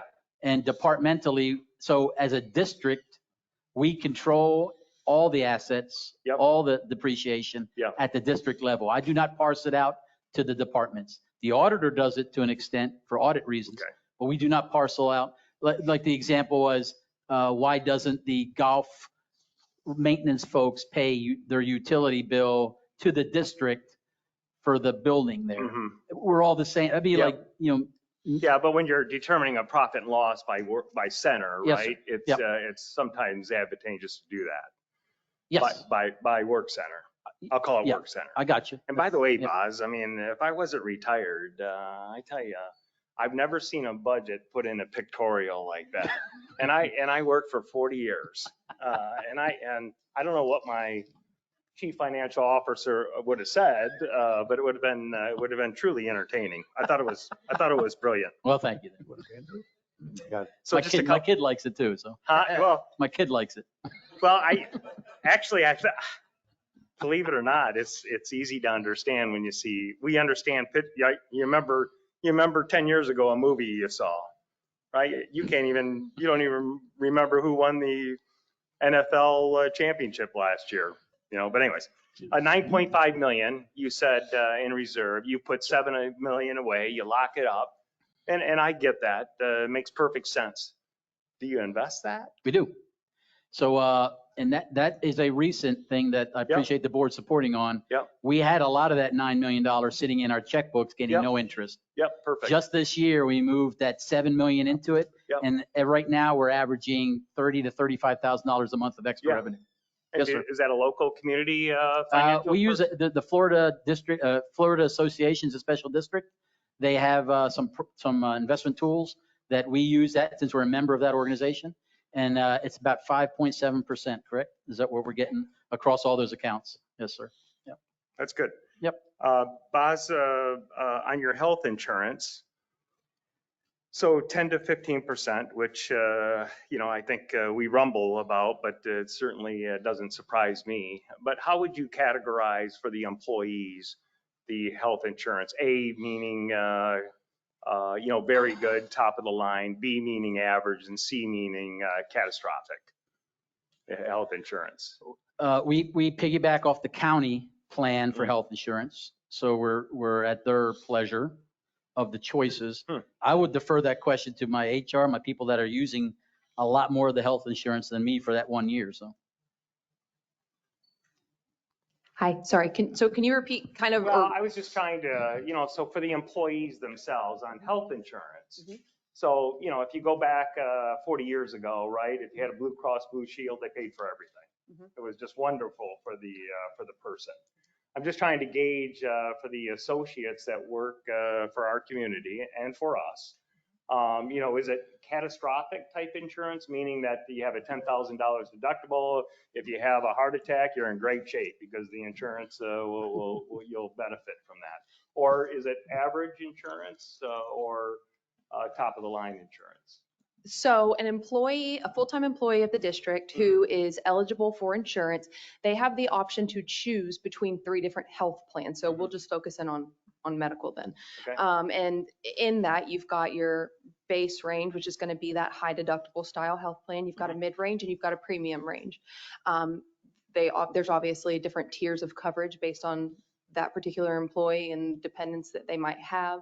I would say it's certainly great insurance from, I would say, comparables for, is that kind of answering your question? Yeah, Are you asking yeah. about like different levels of insurance that they can So you enroll would in? say it'd be a little bit above average. I would say so. I think Yeah, that so it's everyone's shaking their head at me. Yeah, That's good. I would say that it's very good offering. Yeah, good. We appreciate your questions, but it has been 5 minutes, Boz. Yeah. Can I ask one more?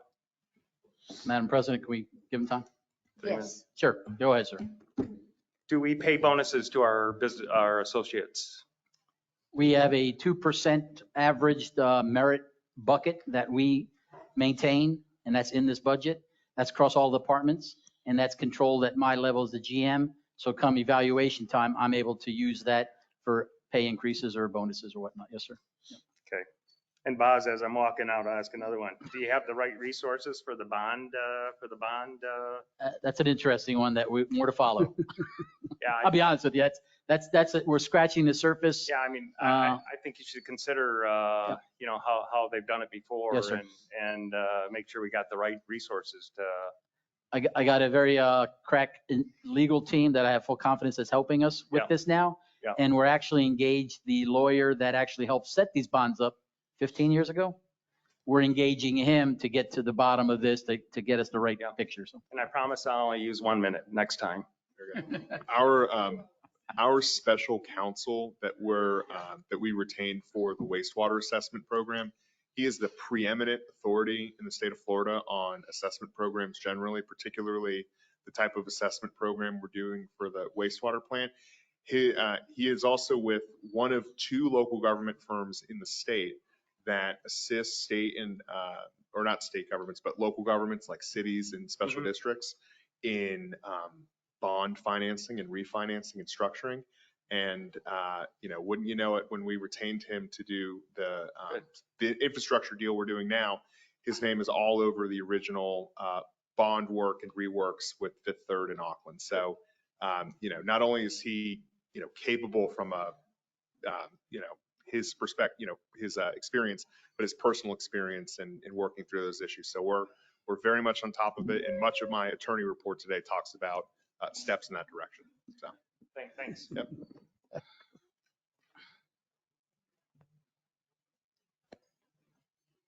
My name is Susan Thomas. I'm a member of the golf club.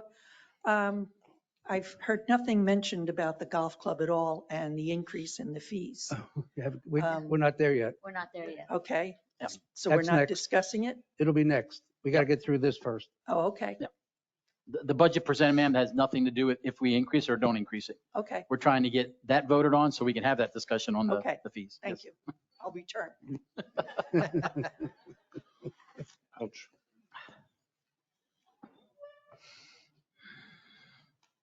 I'll make a motion if there's no other board conversation. I don't think so. I'll make a motion to pass, let me see if I got this right. Resolution number 2024-03, no, Oh, four. wrong one. Oh, four. I apologize. 2024. To pass resolution 2024-04 Correct. on the budget summary and capital improvement.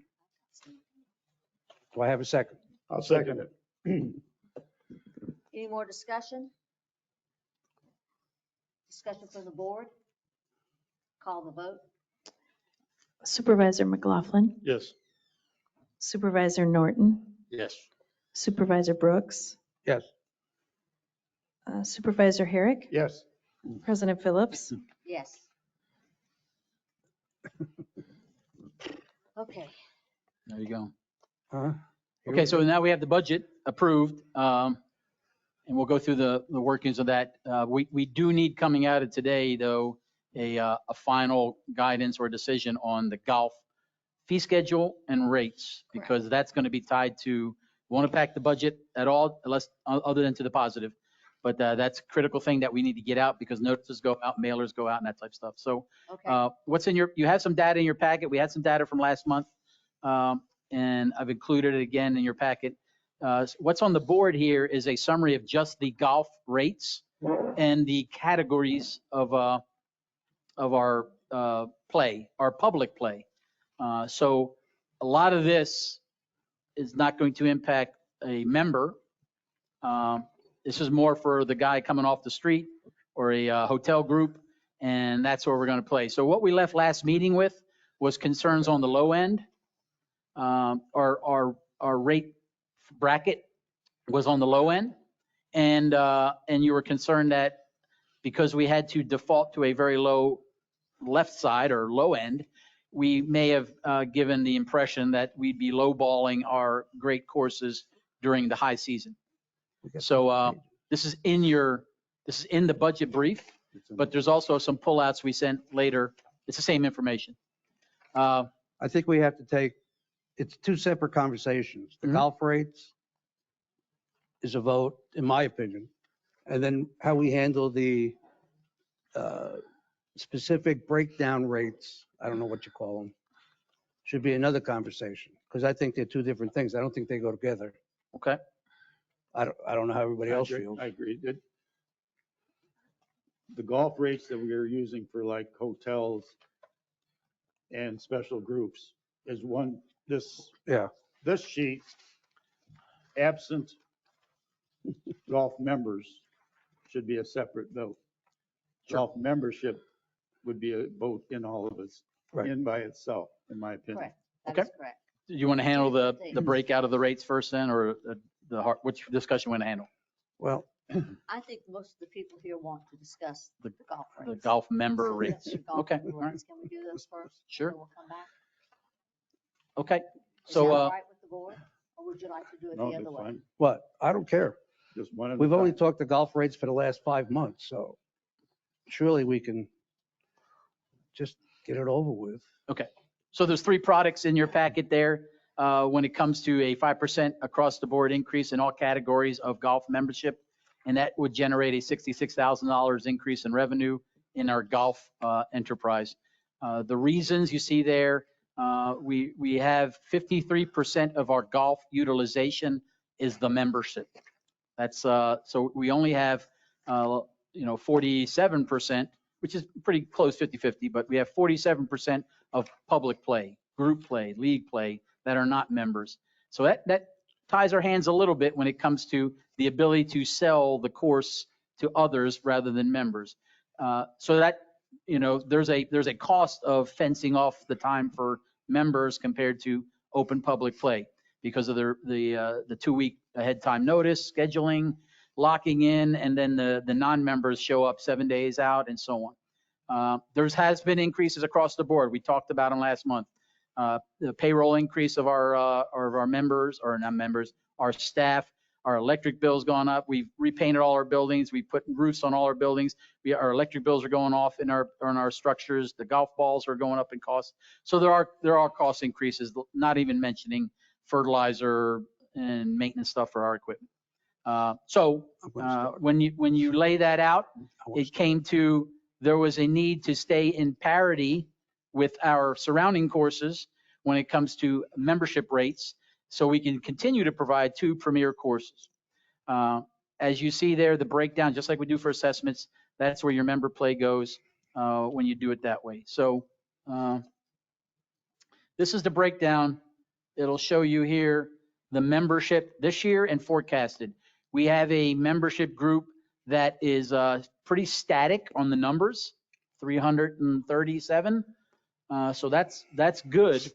The challenge we're running into as a district is that we don't have a lot of new growth. That growth is just going up to the next age category.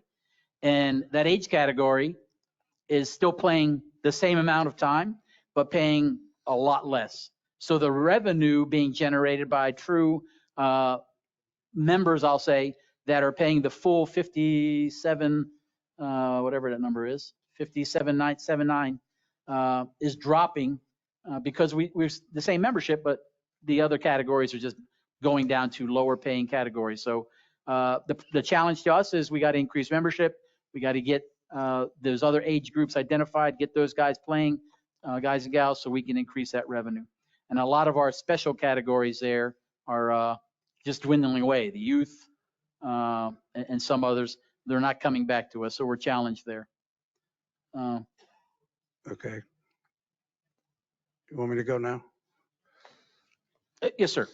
Yeah. So I just got a couple points I want to bring up. The sheet that you had here, go back to that sheet that was just up here. It's a great sheet. If you go down to the very bottom of that sheet, it shows you that member rounds, for the most part, have not gone up at all since 2021-22. But public rounds have gone up 6,000. So my question is, why aren't we charging the correct amount of money and getting the revenue that we're due? Why are we penalizing members when we're screwing ourselves by not charging the right prices? That's number one. Number two, for the records, again, we screwed the membership. The course was not playable. One course was not playable. The other one had problems, not to the extent of the first one, not to the extent of Deere. This is not the right year to raise anything on members, anything. You want to talk about raising something next year? We can have that conversation next year. But this year to do it, not a good thing. I would vote, and I will stay adamant, no on raising anything to members, including the bucket balls, which is the dumbest thing I've ever seen. And I promised my wife I wouldn't say that. What? Range balls. The price of bucket balls for members are going up. Range Or, balls. I'm sorry, range balls are going up for members. Why they, I don't know. Remember? It's just a sore spot.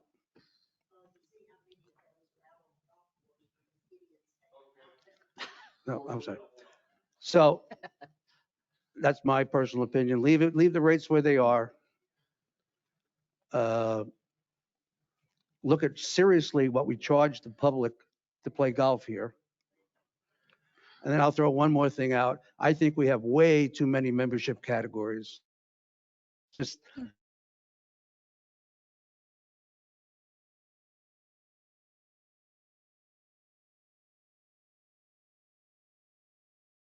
if you want to grandfather those who are already in the position, who are very adamant about turning 85 or turning 80, that's fine. But going forward, to set a new criteria for what membership levels and costs are.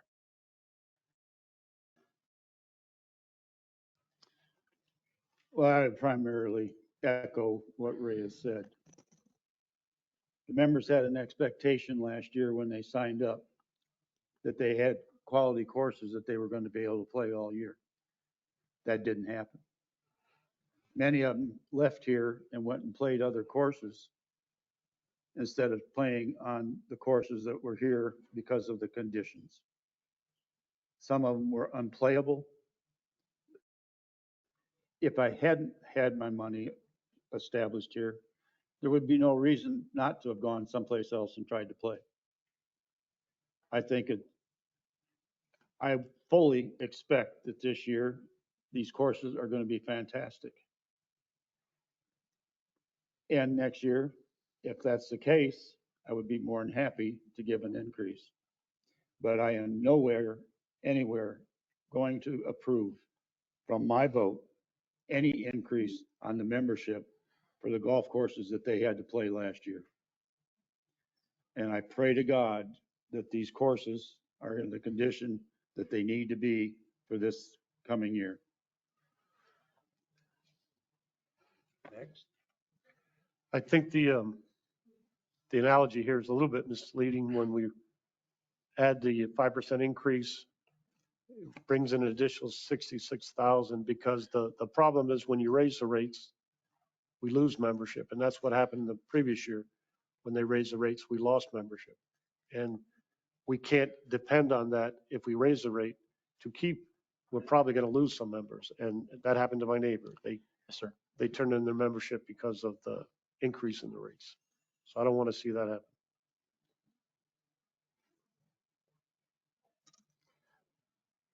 For all the goals we have for the sheet here, I thought was excellent. This is a centerpiece community.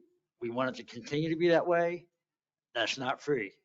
Sorry this course happened what happened. The board had the opportunity to vote for 9 holes instead of 18. The board made that decision. People who are not here, who are members, who are summer away, they're coming back to a fantastic course. Everybody who has waited patiently to get these courses back to the shape, it's going to be a fantastic, it's better than it was. We're coming back to a better course. I was told by people on the staff that this is going to be a moneymaker for us to have the greens at this spec level. I hope that happens. When the pools closed for 6 weeks because the heater can't get fixed, did we offer money back to pool members? No, we didn't. This is the cost of doing business. The employees' costs don't go down because the course was not available. And if I'm wrong, Mike, you can correct me, but member rounds are up this year, year over year, with 1 course available. So there hasn't been a shortage of available golf. It may not be the premier level, but they're about to see the premier level. That's where I stand with it. You'll see, I guess we're going to vote on it.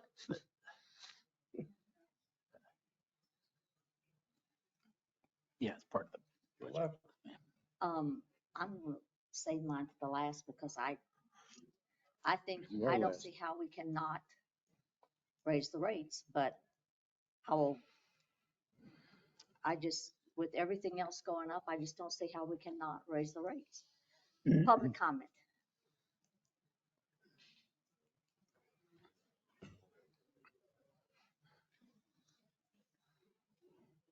Mark Galloway, just real quick. We're hearing a lot of membership raise the rates, but we're not hearing anything on public raise the rates. That will be Why? next. That's the next discussion. We're going That's, yeah. okay, And okay. that is going, I'll be back. good enough. We'll look forward to it. Yes, ma'am. I mean, listening to all the comments about the money that we've got here, sounds like we're in pretty good shape for the shape we're in. And that we're in the black, not in the red. Why does it have to be 5%? I mean, if you're determined you're going to increase it, why does it have to be 5%? Why not 3%? Exactly. 2%? Well, I'm just saying, if they had to increase it, it doesn't have to be 5%. and that would. And no one's discussed that. So it seems like it's pretty cut and dry that it's 5%, No. which I don't think we should increase. What The was problem presented, is, no, what's presented here is 5%. yes, that is correct. Which is $60,000. That's the total, right? Am I correct? 66. It's a total of $60,000 if we raise everybody 5%.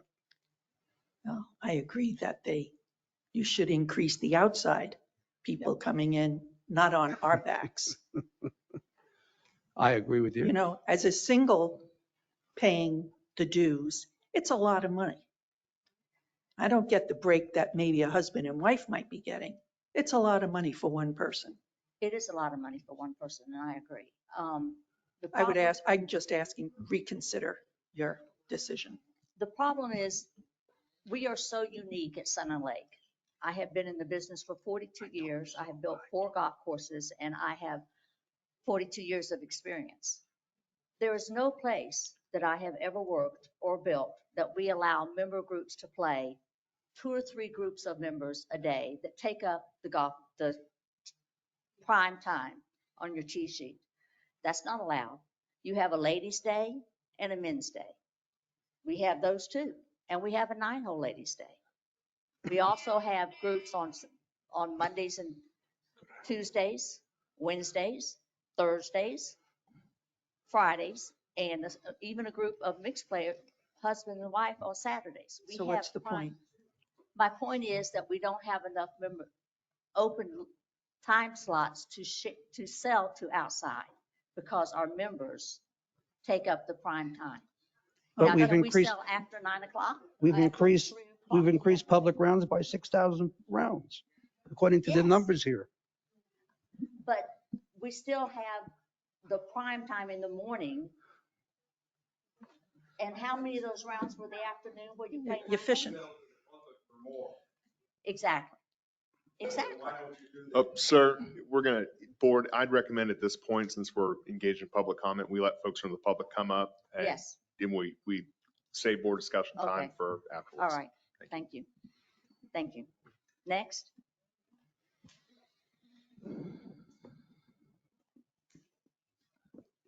First of all, I've only been here 3 years. Identify yourself, Randy. My name's Randy Bauer. I live over on Savona. And I'm also a member of the board and a member of the golf committee. The problem is it's not the increase to help out the golf course. It's that I've been a member for 3 years and have never in those 3 years gotten what I paid for. This course has been in bad shape for 3 years, last year being the worst. And as far as you're talking about getting better tee times for the public by cutting back on the members, that's what we have here. That's why I moved here, because the opportunity to play golf was so great. And you never had to make a starting time. That's why I agreed to pay the increases year after year, even though I wasn't getting what I was paying for. What I think Ray Brooks is saying, and he said it very well, is this is not the year to ask for an increase because we've been put off. You know, we couldn't even putt on these greens. We had a member guest and I didn't want to ask my guests to come because it was an embarrassment. And as far as what you're saying about building courses and doing this and doing that, have you ever had a course that was unplayable and your members stayed? So I asked the board to really think about it. And when you said the comment about we didn't increase the pool if they didn't get to use the pool, well, we don't charge anything to play pickleball or tennis. Yes, we do. No, we don't. Well, we did this year, but We did it's not one in the year. budget We for did next 1 year. year. There is What no I'm cost. getting at, But we did. what I'm 1 year. getting Yeah, at, we did. what I'm getting at, sir, is that the problem is we didn't make money with the restaurant. So you're going to make all the golfers pay for it. And Beverly, you said that at one meeting. We'll just make the members pay for it. I never said that. Yes, you did. Pull it up. I dare you. Pull it up because it was when Craig Herrick said what he said, and he said bullshit, and he got, because of what you said. So I'm just saying that if that's how you feel, vote on what we're getting. Yeah, the golf course is premier today. We still yet to play on that course. And are we going to be premier next year? Maybe we want a little guarantee here that our course is not going to fall apart. And we're not going to, we're going to get what we pay for. So I ask that you guys really think about it real hard. This is not the year to increase us. Thank you.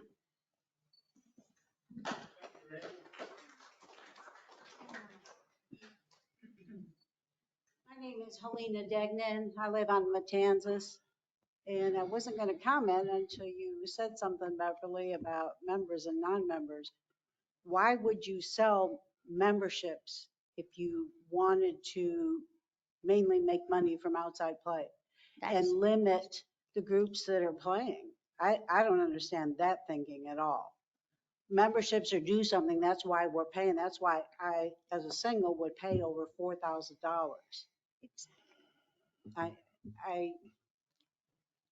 That's my comment.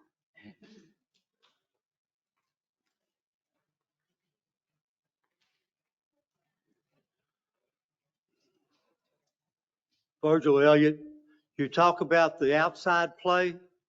Last year in the spring, they were giving discounts in the clubhouse to the outside play because of the shape of the greens. We did not get a discount.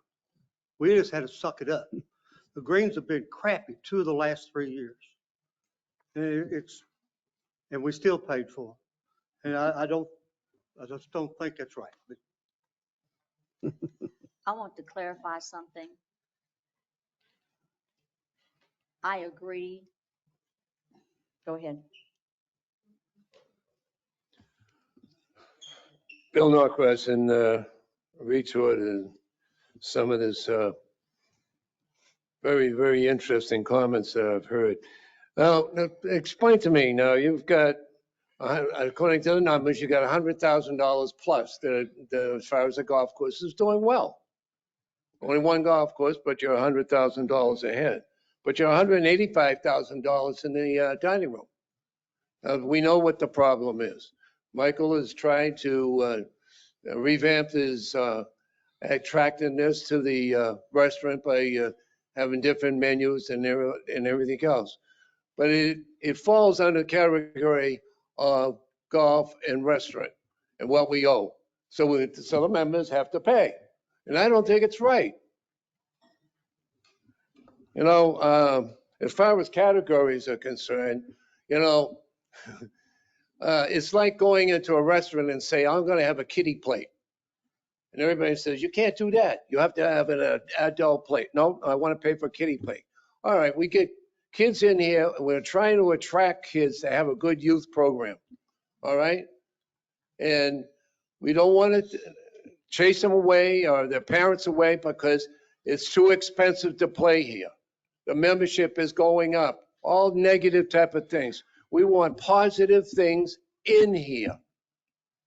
So as far as I'm concerned, and I concur with Larry and a few other people here, it's been a debacle over the last 2 or 3 years. And actually, for the last 21 years I've been here, we've never really had a golf course, 2 golf courses, or at one time 27 holes to play at one time, because there's always a problem. Now I hope the problems are resolved. I really do. And it looks like very promising.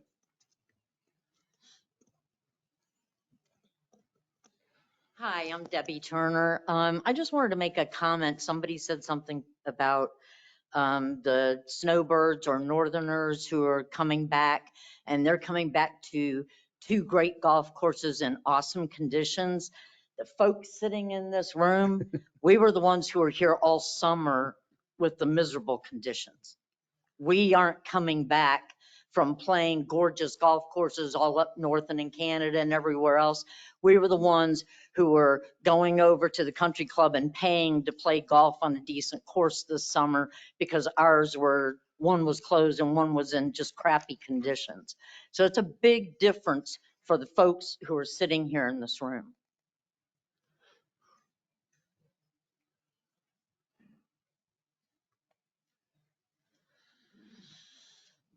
Mark Camp, resident.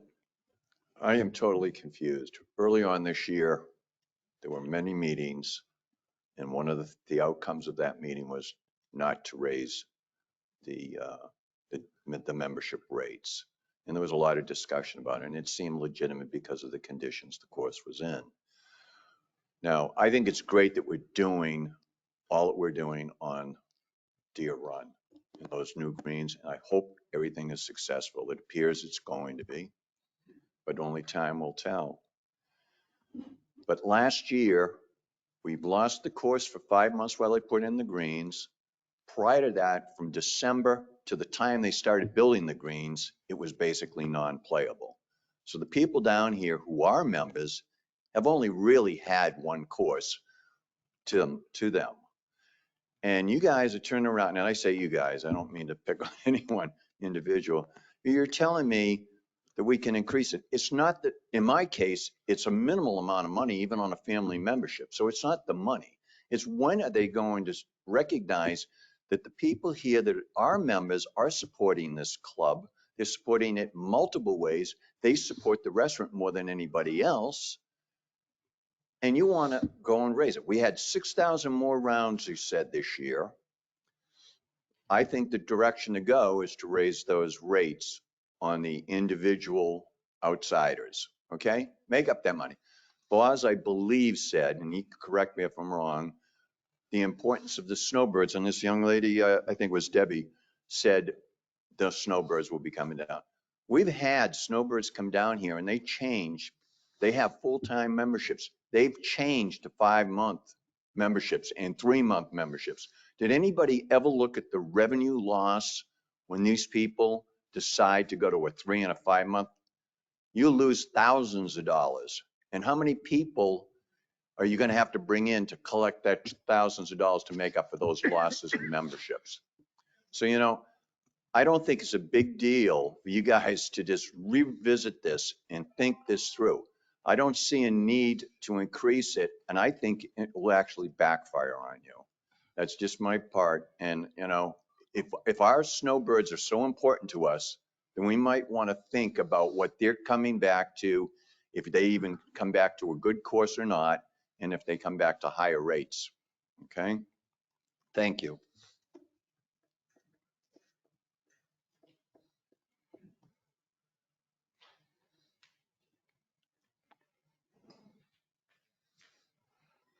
Hi, I'm Suzanne Wyatt. I'm a resident here and a member of the golf community. Been playing golf for about 5 years now, and I love it. It's a hobby. I'm a retired school teacher. We, the members who golf here during the summertime, signed a petition saying that we reject the idea of increasing our rates just for all the reasons that everybody said. We've been here to support this place. We support Michael and his restaurant. and the restaurant is not in the red for whoever wants to say that. This is our place. This is our home. You keep taking money away from us for the golf course, then it doesn't go anywhere else. So I hope you can reconsider the idea of increasing our membership fees. Thank you.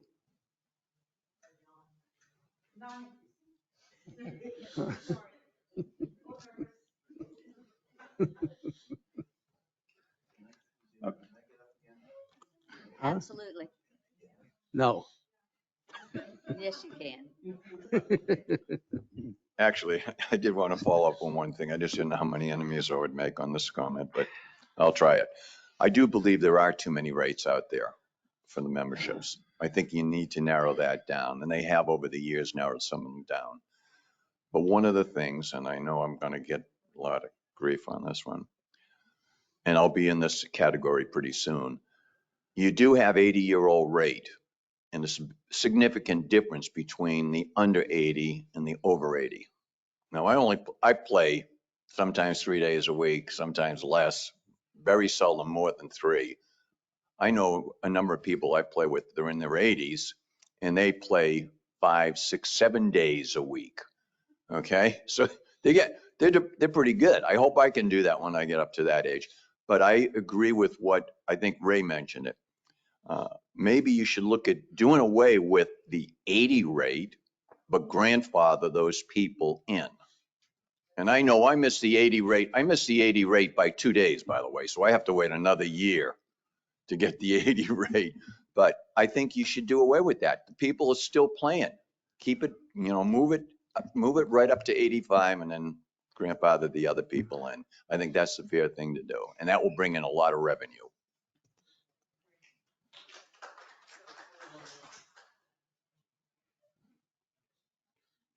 They get seconds.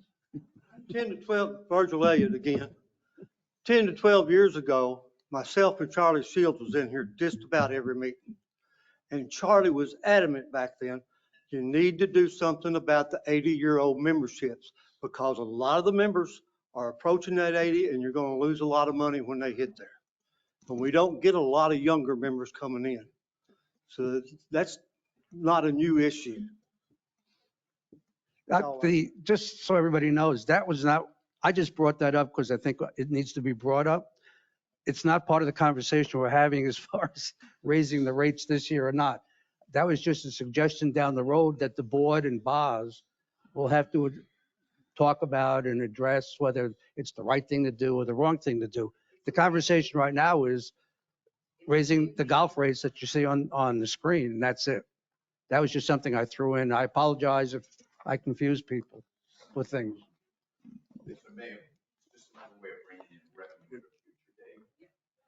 I just think it needs to be addressed, but that's down the road. Yeah. Madam President, if we can do last call on public comment to see if there are any remaining comments and then kick it up for the board discussion. Okay. Any more public comments? Board discussion? Nope. I would just like to, as far as us referring to snowbirds and their ability to maybe have 5-month, 3-month, whatever, they're supporting the club. Let's not forget that.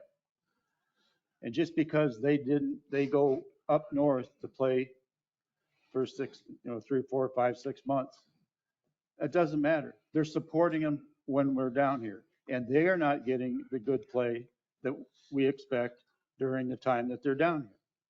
And there's many of them that have a full membership. It isn't all 5-month memberships. So I don't think we should be they're members of the golf club. And just because they choose to not maybe spend more, if they're here for 6 months, 3 months, 2 months, whatever, but they're still members. I will just clarify one other thing that Mark said. The board has never voted on rates. No. And I know there's a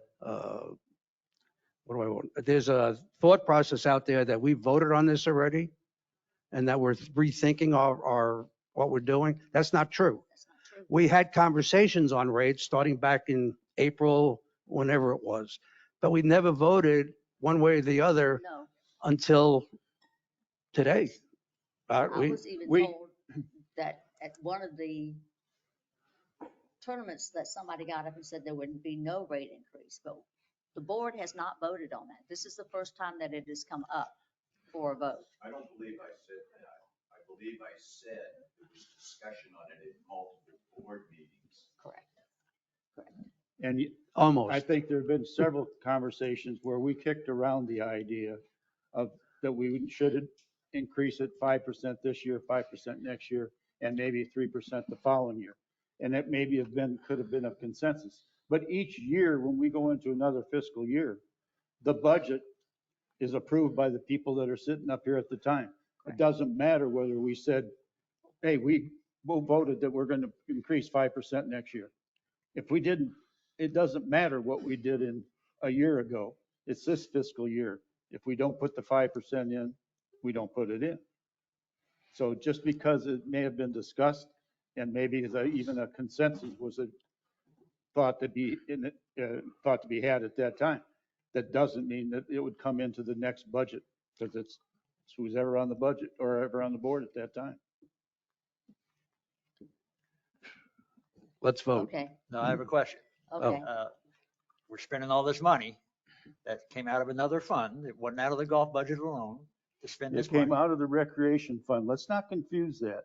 I'm trying to And not confuse that. I'm saying it wasn't paid for by golf alone. It came out of the recreation fund. Right. Okay. That's all I'm saying. All right. All right. So that money was taken from somewhere, recreation fund, Right. which golf is part of. I'm not arguing that. And we're going to do this again with the other 18. Right. Where's that money going to come from? It's in the budget as Yes. a capital expense, which is where it should be.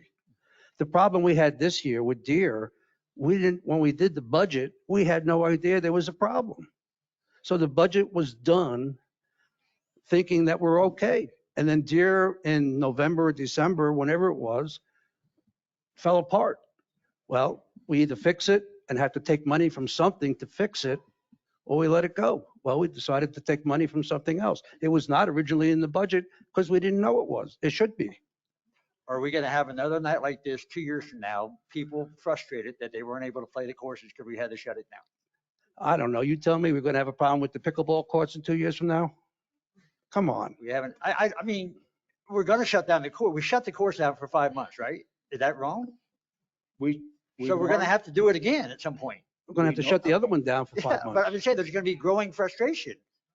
Okay, We normally shut down every year for a certain length of time yes, we did. during the summer for maintenance. For maintenance. It's not unusual.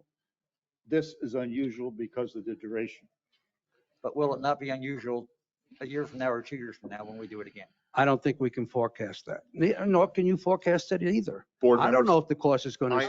am so sorry. I just need to address the audience really quick. Folks, all of these meetings are recorded and they're live streamed, and this is an opportunity for folks who couldn't attend the meeting to hear what the board's saying. This mic up here picks up a lot of crosstalk, and if folks are talking in the audience, even if you're, just whispering, sometimes, the effect of all of you whispering can distort that audio. So just, if you could just for a moment, hold your comments and let the board deliberate, I'd really appreciate it. I know the board would too. All right? Thanks, folks. Back to you. I don't think we can see down the road. Could we have problems? Yeah, we could have the district office blow up, get hit by a hurricane. Who knows? You want a budget for that? Another hailstorm. Another hailstorm. Yeah, the restaurant could blow up. We could budget Okay, that. let's go back to this. We need a motion to, we don't have a motion yet on whether or not we want to, do we want to entertain this or not? Or do we want to vote it down and have it done with? I'll make a motion that we leave the rates as they are. Somebody The second it. Golf members rates. Golf members rates. What's on the page right there? That's all we're talking about there. This The one. membership All right. schedule and rates. Okay. As long as that's the case, then I second that. Okay, we got to vote. Do we need Huh? more discussion on the motion?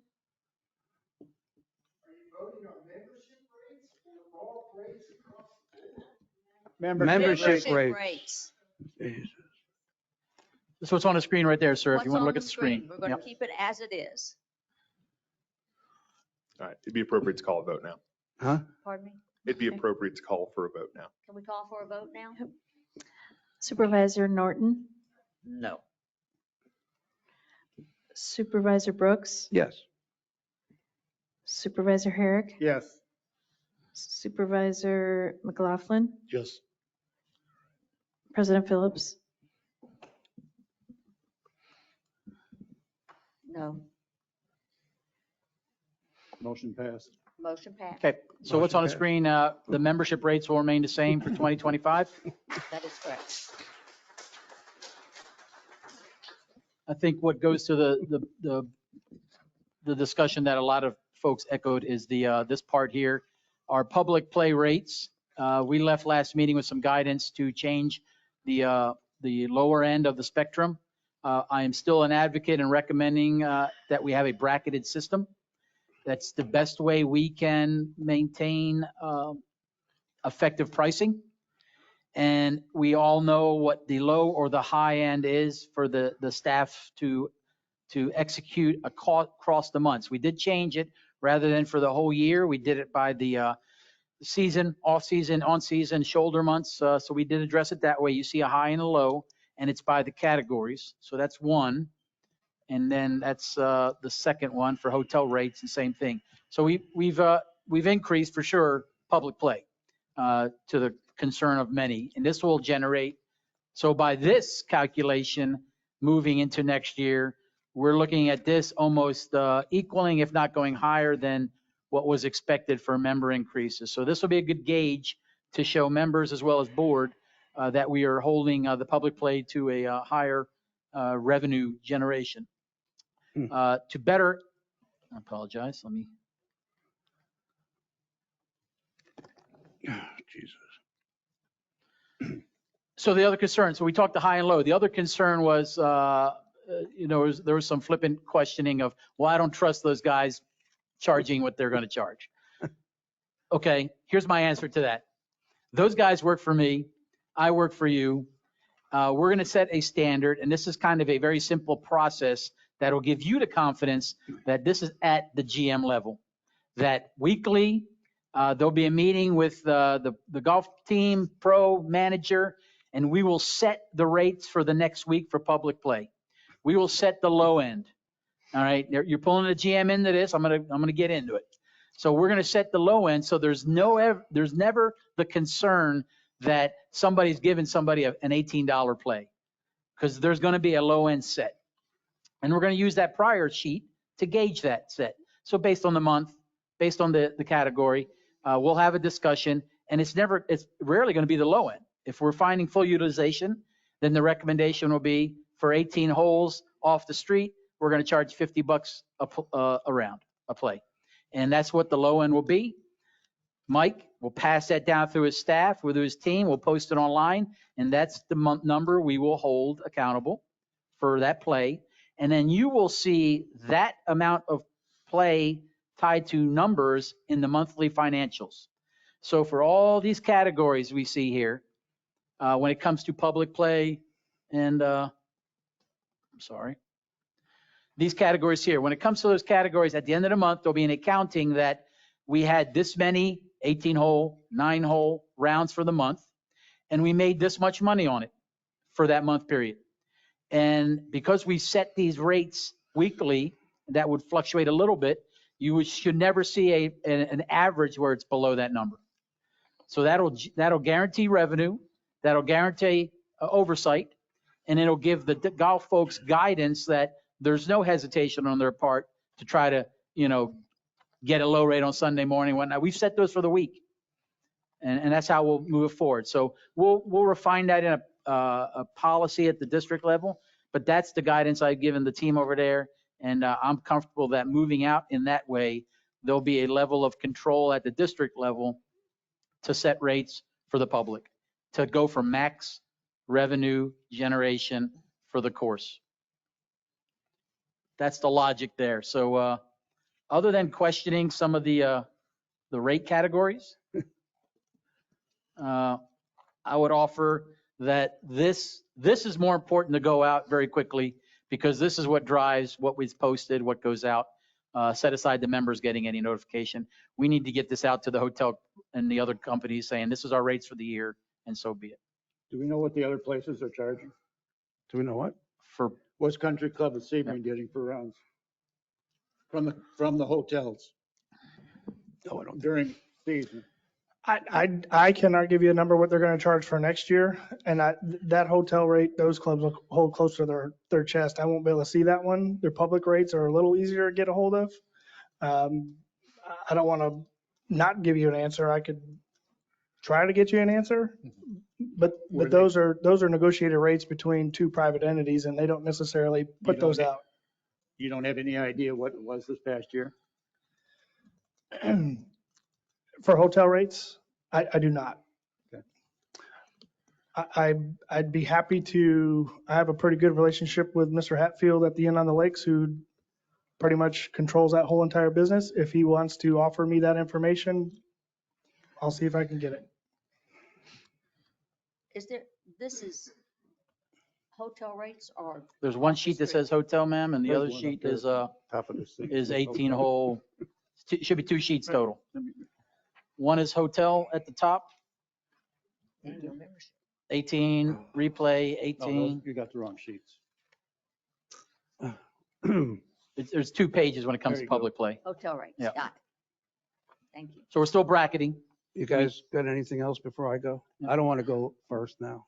I'll go last. Well, I still think the top of the line, the top number, I think is if in fact, well, I'm not going to, because we're having USGA greens, it would seem to me we ought to be commanding a higher rate to play these courses. And if that, especially for the outside players. I think off the street in hotels, I don't think they should be able to walk on our golf course for $37. Either one. I think the low is too low, and I don't think the high is high enough. So going up on the high end is not a problem. I mean, we can set that and we gauge that based on utilization. So I'd have no problem directing that we add $5 to that, $10 to that. That's not going to hurt us. I would offer though, if we elevate the low end, because you're seeing the comparison to what we've charged this year, and what we charged this year was we did not hold firm to that number. We tried our best. Yeah. We got close. We did not. I'll just be upfront with you. This way, based on that guidance of setting that rate, you give us the flexibility that we could go a little bit closer to low, but it's solely based on utilization and availability. I would rather give you a guideline of numbers of players. If they have a 1 foursome Mm-hmm. and they want to play $32, that doesn't sit well with me. If they have 16 players No. and we have the time available, This, there Okay. has to be a flexibility in there. I don't think that's enough. let me ask a question. What is the deal with the Advantage card? There's a discount if you buy the Advantage card. And how is that going to be handled? The discount, what is it, 25%? Yeah, off the rack rate. It's, Off of what rate? The publish rate. So if we Correct. publish a rate for the Advantage card, they're going to get 25% lower. Have we considered that? That is how that operates. And in fact, we have,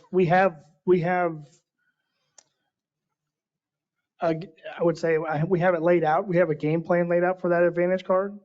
Yeah, but it's 25% discount. So whatever you say, if you say it's 50, if Boz and you decide 50, they're going to take 25 off 50.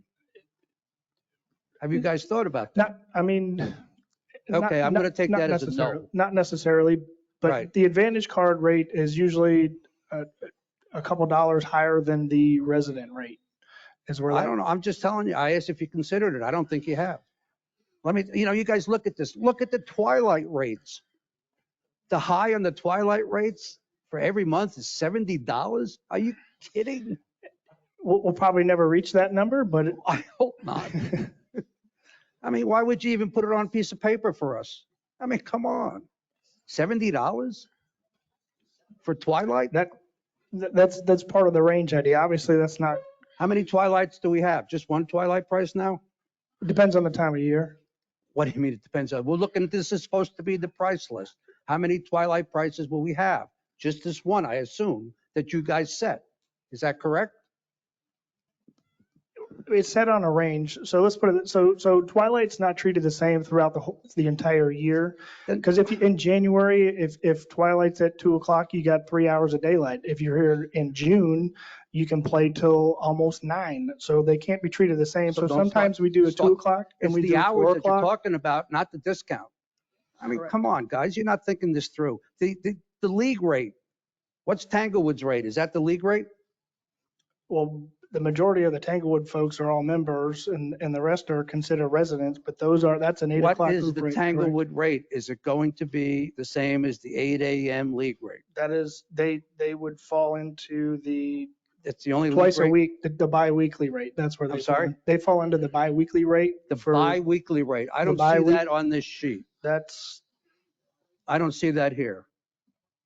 That's part of the 8 a.m. shotgun league rates, and that fits into Well, there's there's one price for the league rate. Correct, but So there's, what is a bi-weekly rate? What is that? but again, you have a low end and a high end. So if they're here twice a week compared to once a week or once a month or once a season, we would offer them a different rate within that range. It's probably a good thing that I'm not on the board next year. Let me tell you one other thing that I don't understand, and this bothers. I've never heard of I was told by my wife to behave myself on this. I find it interesting that we're not able as a golf club with a professional staff to establish prices for more than 1 week at a time.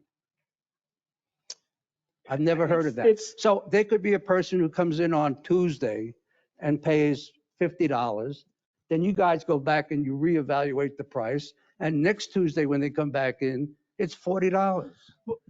Surely we can Sure. do a price for a whole month. Well, let me give you an example. So we're in the middle of February and it's Tuesday and we're scheduled to have a cold front come through on Saturday and it's going to be 32 degrees Saturday morning. There's So nobody what? booking tee times. Come on, that's when you go to him for a That's special exact- exception. that's You exactly don't the need- conversation we're I've never having. heard of a golf course changing prices on a weekly basis. They do it on a daily basis. Okay. Like I said, I'm not on the board next year. It's somebody else's problem, but that's the stupidest thing I've ever heard. Excuse my, I mean, every week you're going to look at prices and change them? You can't set it for a month?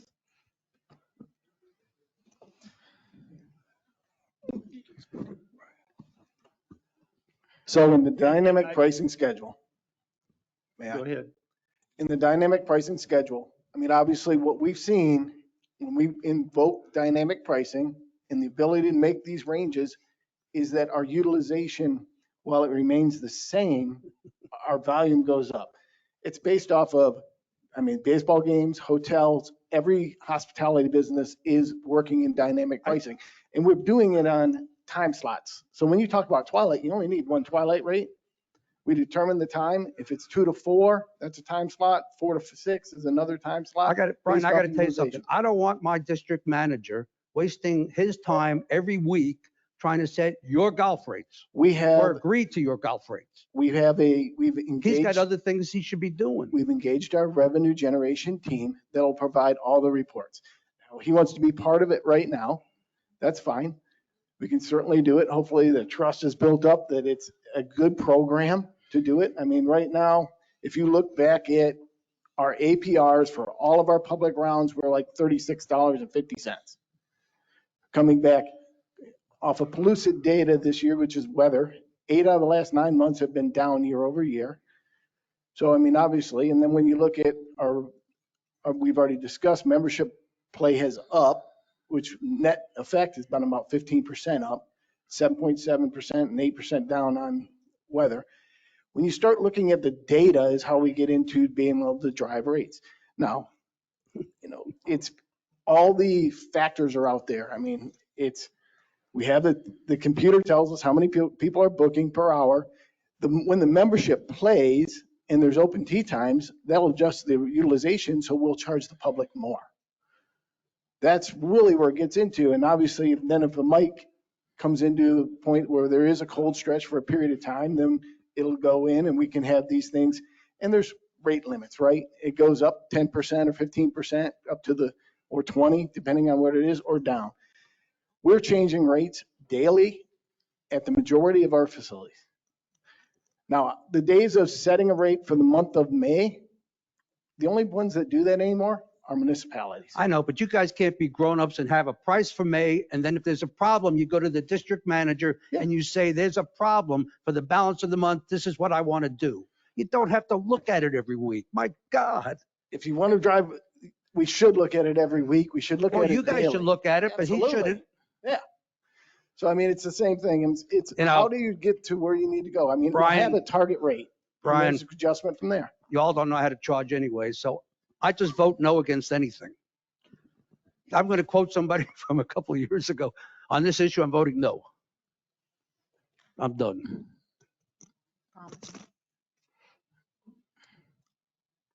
Does anybody have any idea what's next on the agenda? We have to decide on this.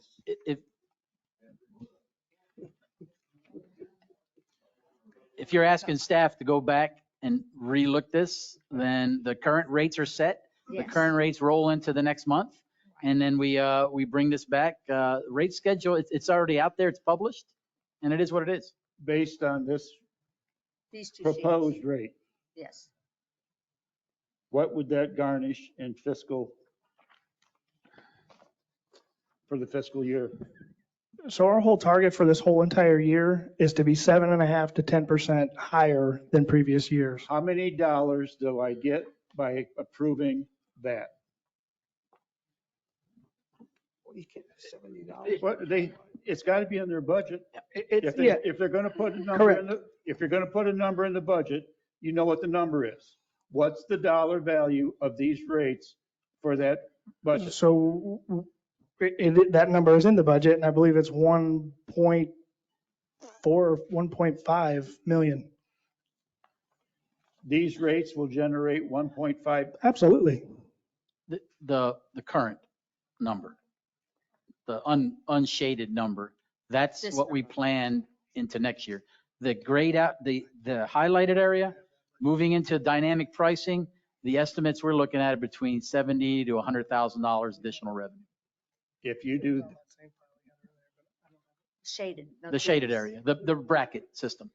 in the budget this right now, is this, Is that number, that's what we're going, that's what the number on the budget line item is for public play generation. Do you think you could live with that number?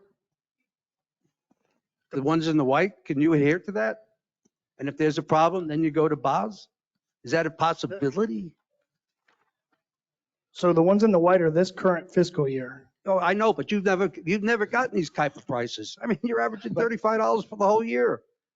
Can you live with those numbers and not charge lower without going to him? Absolutely. I mean, absolutely. Those numbers, the numbers for this year, I would say they're too low. If you were going to go off of that, I plan on charging more than those numbers.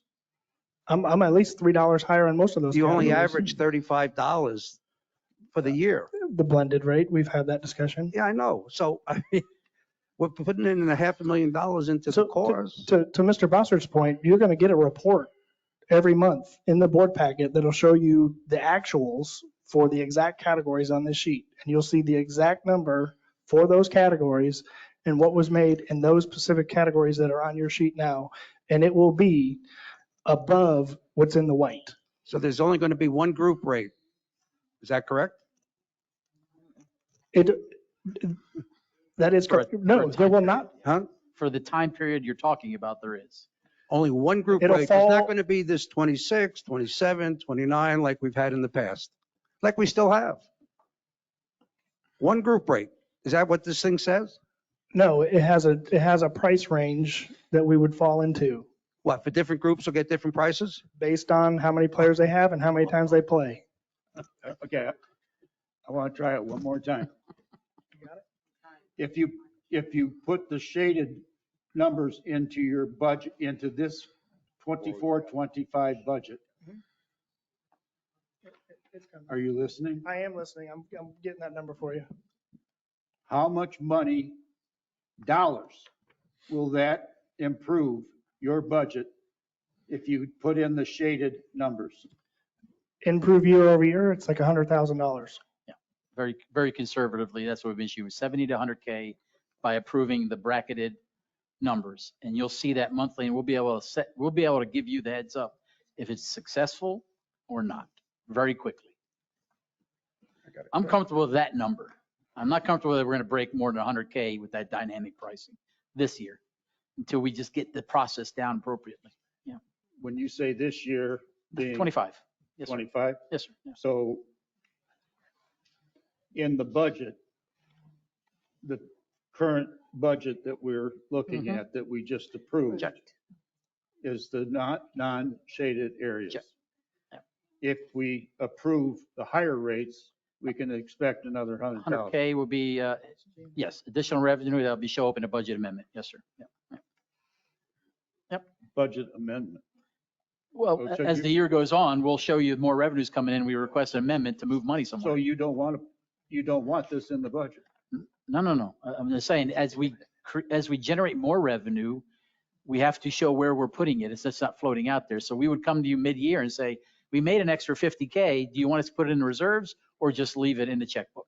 That's just what we do with budget amendments. That's all. The money's generating.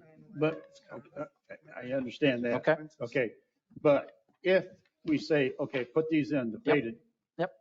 I would expect his budget to go up $100,000. His revenue will go up 100K. Revenue will up 100,000. Yeah, it will show an extra 100K. Yes. Yeah. And then we have, quote, a surplus that we can put into. You'll have a fund. surplus of 210K for next year rather than 110K. For this year. That is correct. Yeah. Yeah. That number is in there, and that's based off of Yeah. my target of the 7.5 to 10. The number in the budget is the 110. More than this year's budget, because we're actually behind budget this year, but it's going to be even more ahead of this year actual. He's talking ending this year, and then that's in Right. your documents. Yeah. How the 24-25 budget. What is your projected surplus for the 24-25 budget? 110? Is it 110? It's two. I don't have that in front of me. It's right around 200K. You're projecting is a 200K surplus for 24-25. That is correct. And if we take the shaded ones, you can make that. That's the number I used to build that budget. The shaded number, Correct. the shaded number.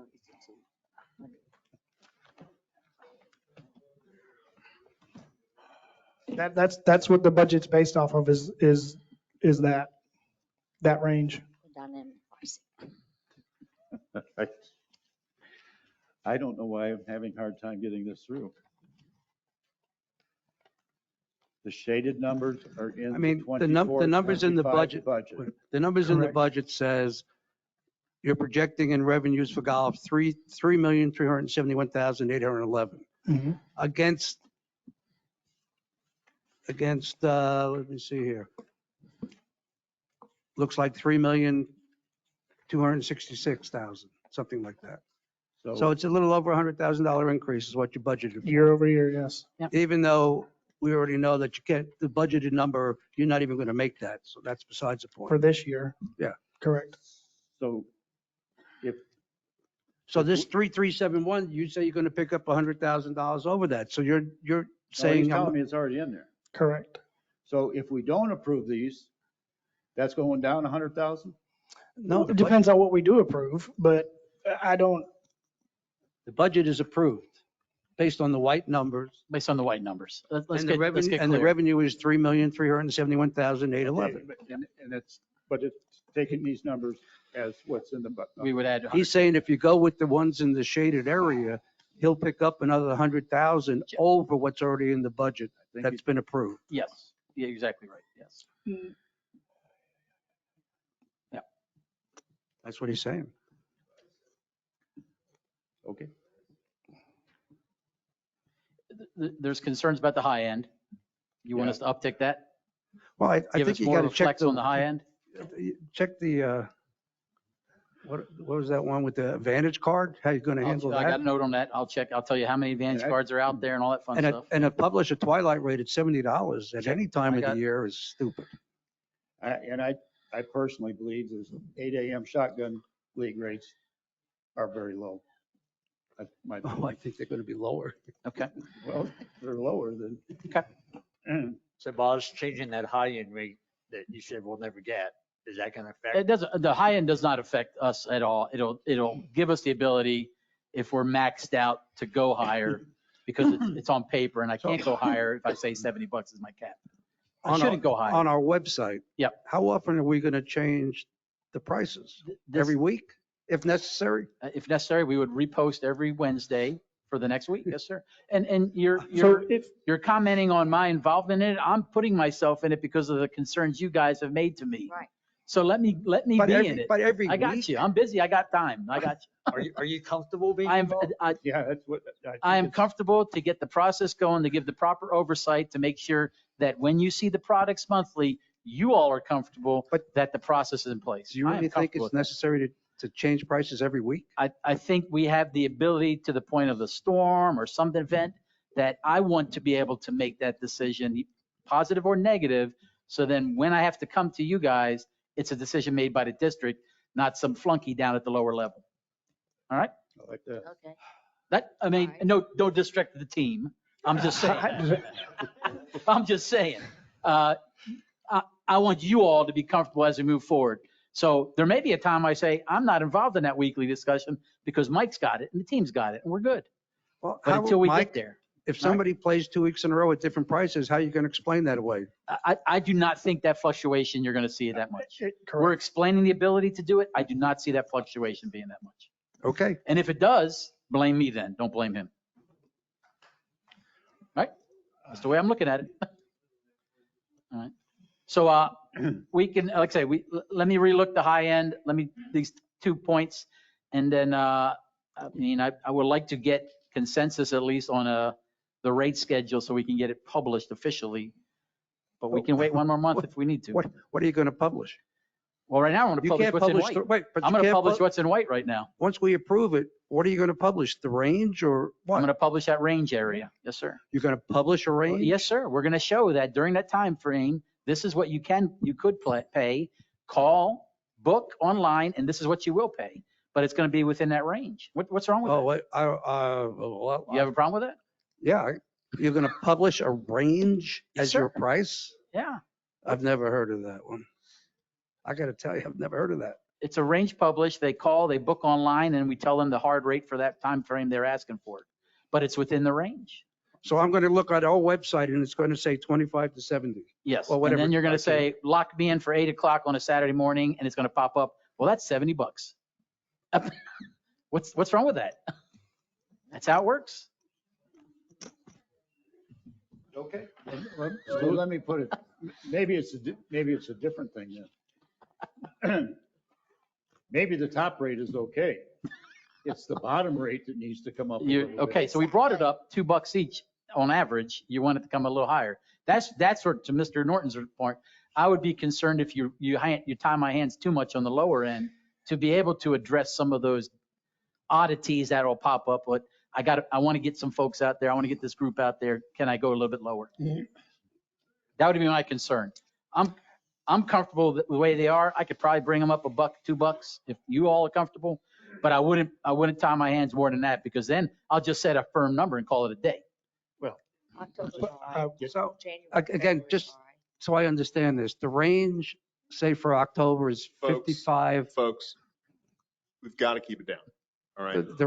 The range is like 55 to 70 or whatever it says. For whatever category, yes, sir. So I'm going to see that range and then I'm going to book a tea time and it's going to say maybe 70, depending You're on what charged time. 70. Or maybe it'll say 55. You could, depending on what we set for that Tuesday for that next 7-day period. Yes, sir. Yeah.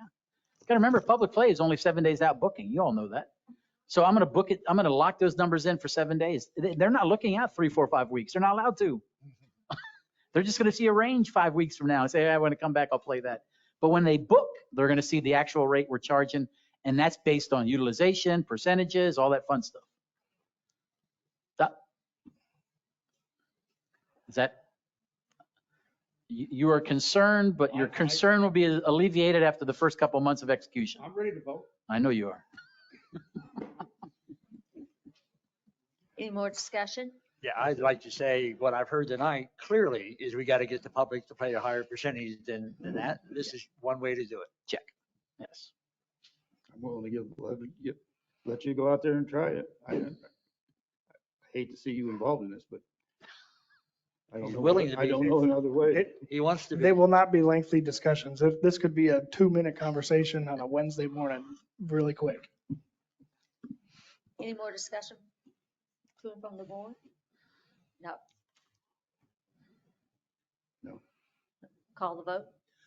We We need gotta have a to, Oh, I thought you had the motion. we need to have public comment on this item now. I thought This was we topic would 2. like public comment on the rates for the hotel and off the street. Can everybody see these 2 sheets? We are fixing to vote on the numbers in the shaded area. I have a comment.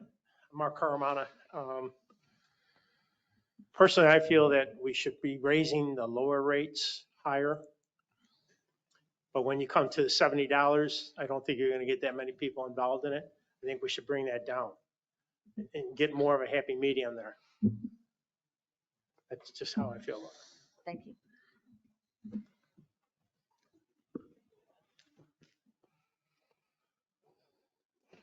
Bill Norcross, quick comment here. I think the range is not a problem. Anytime that you look up a brochure and you find out what the golf rates are, it's always 55 to 70 or 55 to 80, whatever it is. I think 70 is just a little bit, could be $5, $4, a little bit less. Maybe it was something that would attract the person's eye. So it's better than saying it's $100 or something like that, which up north, I'm finding out they are charging outrageous rates. Beverly, you probably know that. And it's killing the youth programs up there, which I mentioned before. It's important to have because to have a kid go out there and he's just got a McDonald's job and pay $70 to play around the golf is ridiculous. So I think a range is not a problem, really.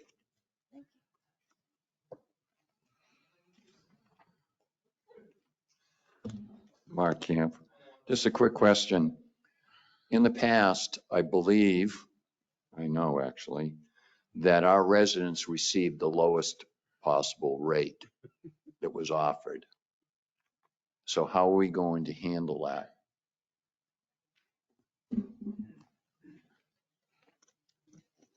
I assume our district manager will make sure that happens. Yes. I agree. That was a commitment that we had asked that the residents get the lowest rate.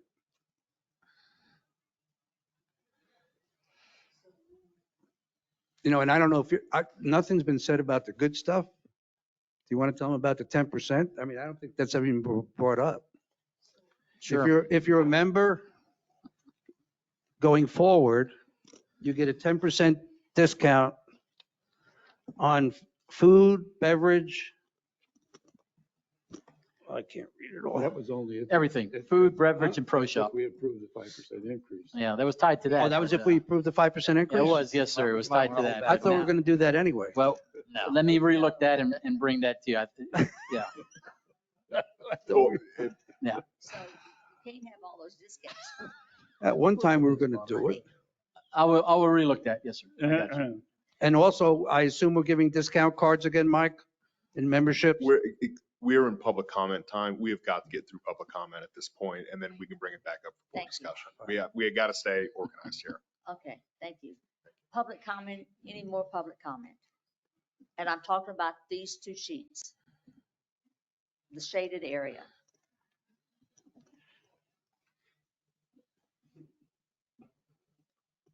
Okay. Okay, Well, I have a question if no one else does. okay.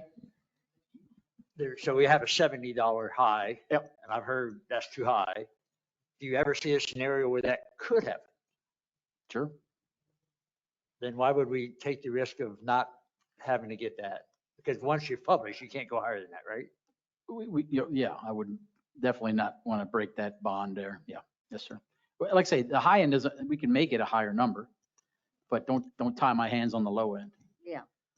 Right, from hearing the discussion here, the amendment that I'd say is the high ends, we take up $5 on everyone and that'd be fine. That's not gonna hurt anything. So the amendment to this product right here, if you guys approve or consensus or a vote, your high bucket will change to 5. I hear the concern about resident. I will look at that segment right there. But the high end will change $5 more in every category. You're going to take it from 70 to 75? Wow, that's what the consensus is here. Maybe, maybe not. Don't want it. Have we seen other published rates yet from anybody?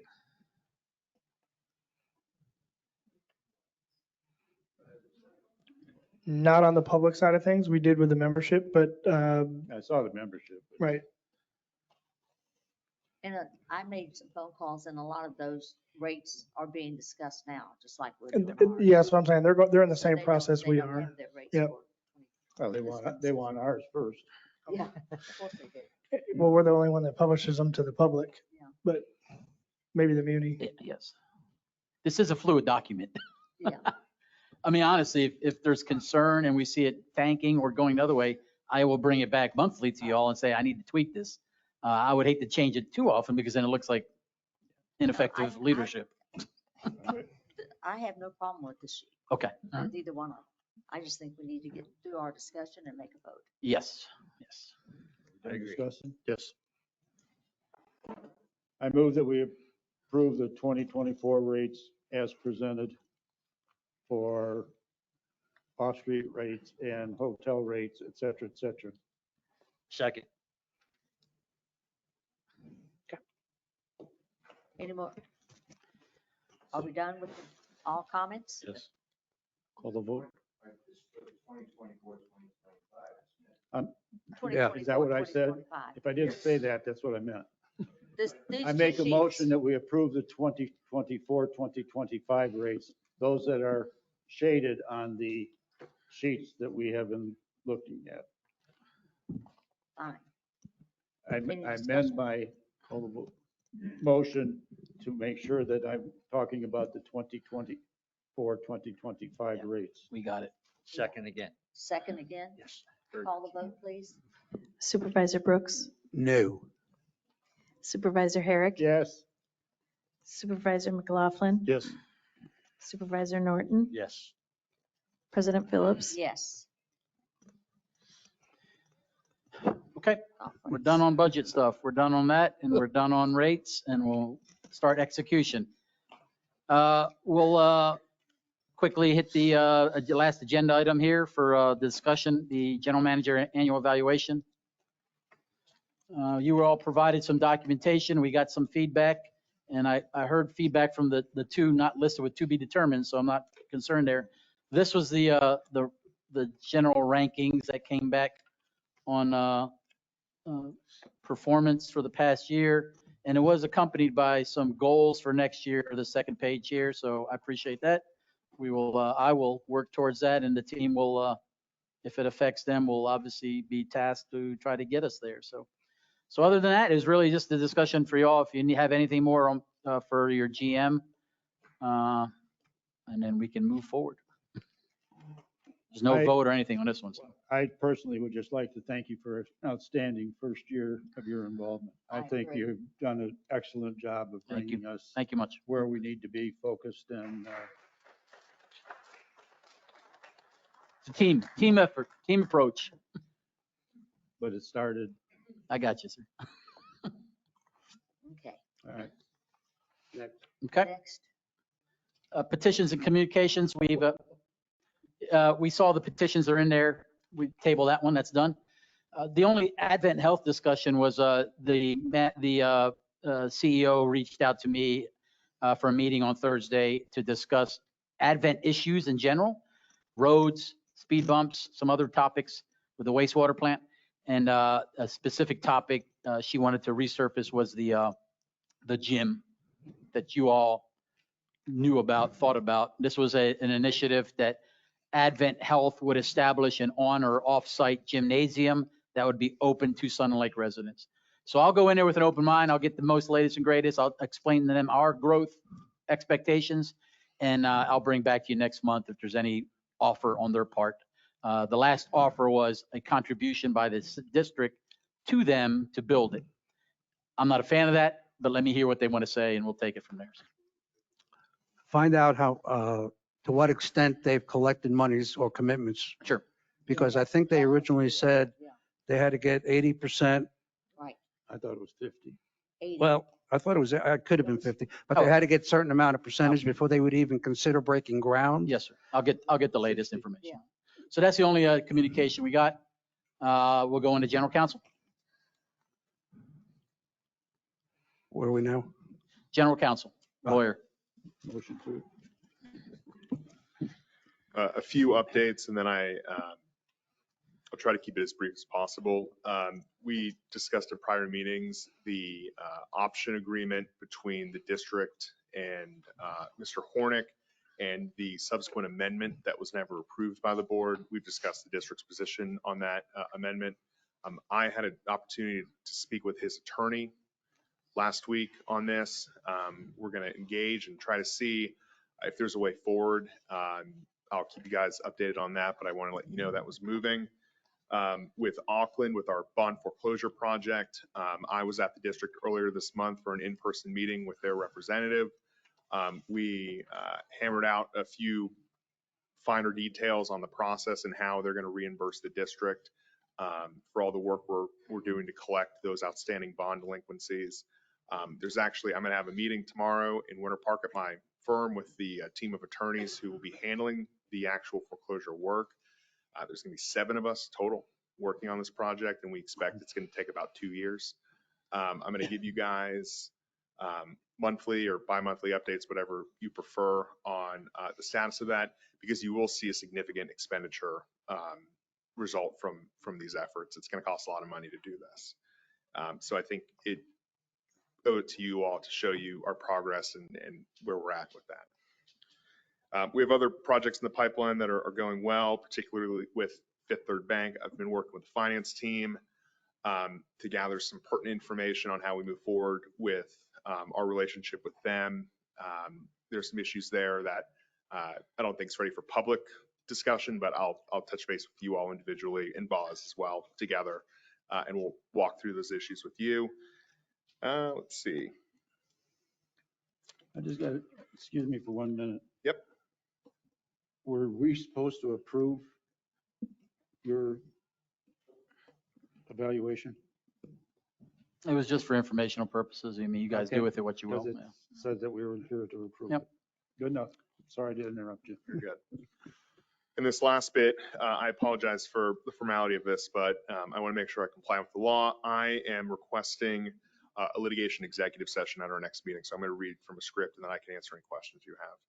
My office and defense counsel for the district desire advice concerning the litigation captioned Sun and Lake of Sebring District Improvement District v. the Avanti Company, case number 2020-CA-000384. I'm requesting a meeting exempt from the Sunshine Law pursuant to section 286.0118 for statutes, at which the subject matter of the meeting shall be confined to settlement negotiations or strategy sessions related to litigation expenditures concerning the aforementioned litigation. The only persons who will be in attendance will be myself, Garrett Olson, with the district counsel's office, defense counsel for the district, Clifford Rhodes, the district manager, Raymond Bossert, and you, the 5 supervisors. I ask that you schedule the meeting to be held on Tuesday, September 24th, 2024 at 6:30 p.m. or sometime soon thereafter, here at the community center located at 3500 Edgewater Drive, Sebring, Florida. Bit of background on why I'm making this. I thought it was 3:30 before the meeting. Yeah, we had to adjust based on schedules. Yes, sir. I got you. So now we didn't want to changed tie it that? to the wastewater discussion. So now it's after the board meeting. This is on the 24th. What I anticipate will happen is that we'll go through the meeting regularly scheduled. This will be the last item on the meeting because the law requires that we have an open meeting We gavel out of the open meeting to have the shade meeting, and then we gavel back into the open meeting to close the meeting. That's what's required under Florida law. So that is what we will do. We're going to follow the law. So it's going to be after the regular board meeting now. Maybe we should move up the regular board meeting? Well, the agenda is going to be very lean because the budget's done now. So I'll be honest with you, there's only 2 agenda items right now for that meeting, and they're not going to be very contentious. And it's 5:30, right? If we keep it at 5:30 and we go right into a shade meeting, I'd be comfortable that keeping it 5:30 suffices, sir. Yeah. The reason for the request is that we have tentatively scheduled mediation with Avanti and Mueller for early October, and this is the last opportunity Cliff and I will have to speak with you, all 4 of you together, concerning the litigation. There's been some good movements on their end in signaling that they're ready to resolve this in a way that I think would be acceptable to you all. So that's why I'm asking for this. So just giving you guys an update. And I'm required by law to give you this notification here at this meeting. So sorry for taking up more time, but if you guys have any questions. On Unit 12, the Hornet conversation you're having is it the second group or the first group? It's the whole package. The whole package, the first section and the second section, I was up in the More air? so the second section, the option items, that's more the discussion, but it is tied to what he owns and what he's doing with it. Does he have plans for the first section? No? More to follow. I'm sorry? No, more to follow though. More to follow? There's concerns of the wastewater assessment. There's concerns of infrastructure needing, there's issues there. And that's why we need this So discussion. chances are we're going to get the land back. Is that More to follow, more to follow. more to follow? Which would be the worst thing in the world. Again, feel free to contact me. I'm available anytime for you guys to reach out. Thanks. Okay. GM report, you have it. A lot of data in there. We talked most of this. I explained to you what we're doing for resurfacing to Mr. Norris's point. I'm an engineer, so roads are very important. So yes, we will be spending money on roads. And we will be spending money within the budget as well as special projects. This is tied to sealing our roads so we keep them for a lifespan. So more to follow on that into this budget. Speed bumps in green on order or being installed. In not green is the ones that aren't meeting our criteria. We're doing another test of speeding at those locations, and then they either may move up to the green or they may I'll have a discussion with those entities that requested those. Wouldn't it be easy just to show us the ones that need to be done? In green, yes, sir. Wouldn't it be easier to show us just the I ones can. that need Well, to be done? I'm showing you because there's a lot being asked to be done, and you all need to be aware of that. That's all. No petitions. There's only one with a petition out, but they are entities coming saying, can you look at this, put a speed trap out there. So we see our greens project. Here's the resurfacing, the sealant project. This is on the north end of the district. It's good aesthetically, but I'm not right now sold on how it's penetrating for longevity. So we'll follow up on that. This was a test area that we were. This was one test area. We did 3. We did inside Manor Hill. We did right up here, or no, right up here, right up by the district office. And then this is up by Minorca and Columbus, one of the back streets there. So I picked 3 areas that had different density of traffic to get a sense of, is it tearing up the sealant or whatnot. But this is more of a sealant / rejuvenator. So it's supposed to re-engage the asphalt and molecules and so on to reseal, fill in gaps, and then gives us a lifespan of 5 more years on the roads. How long We'll do test it you out. need, how long do you need before you can say it's good or bad or? This is probably, I'm going to probably have a 60-day observation. This was done free.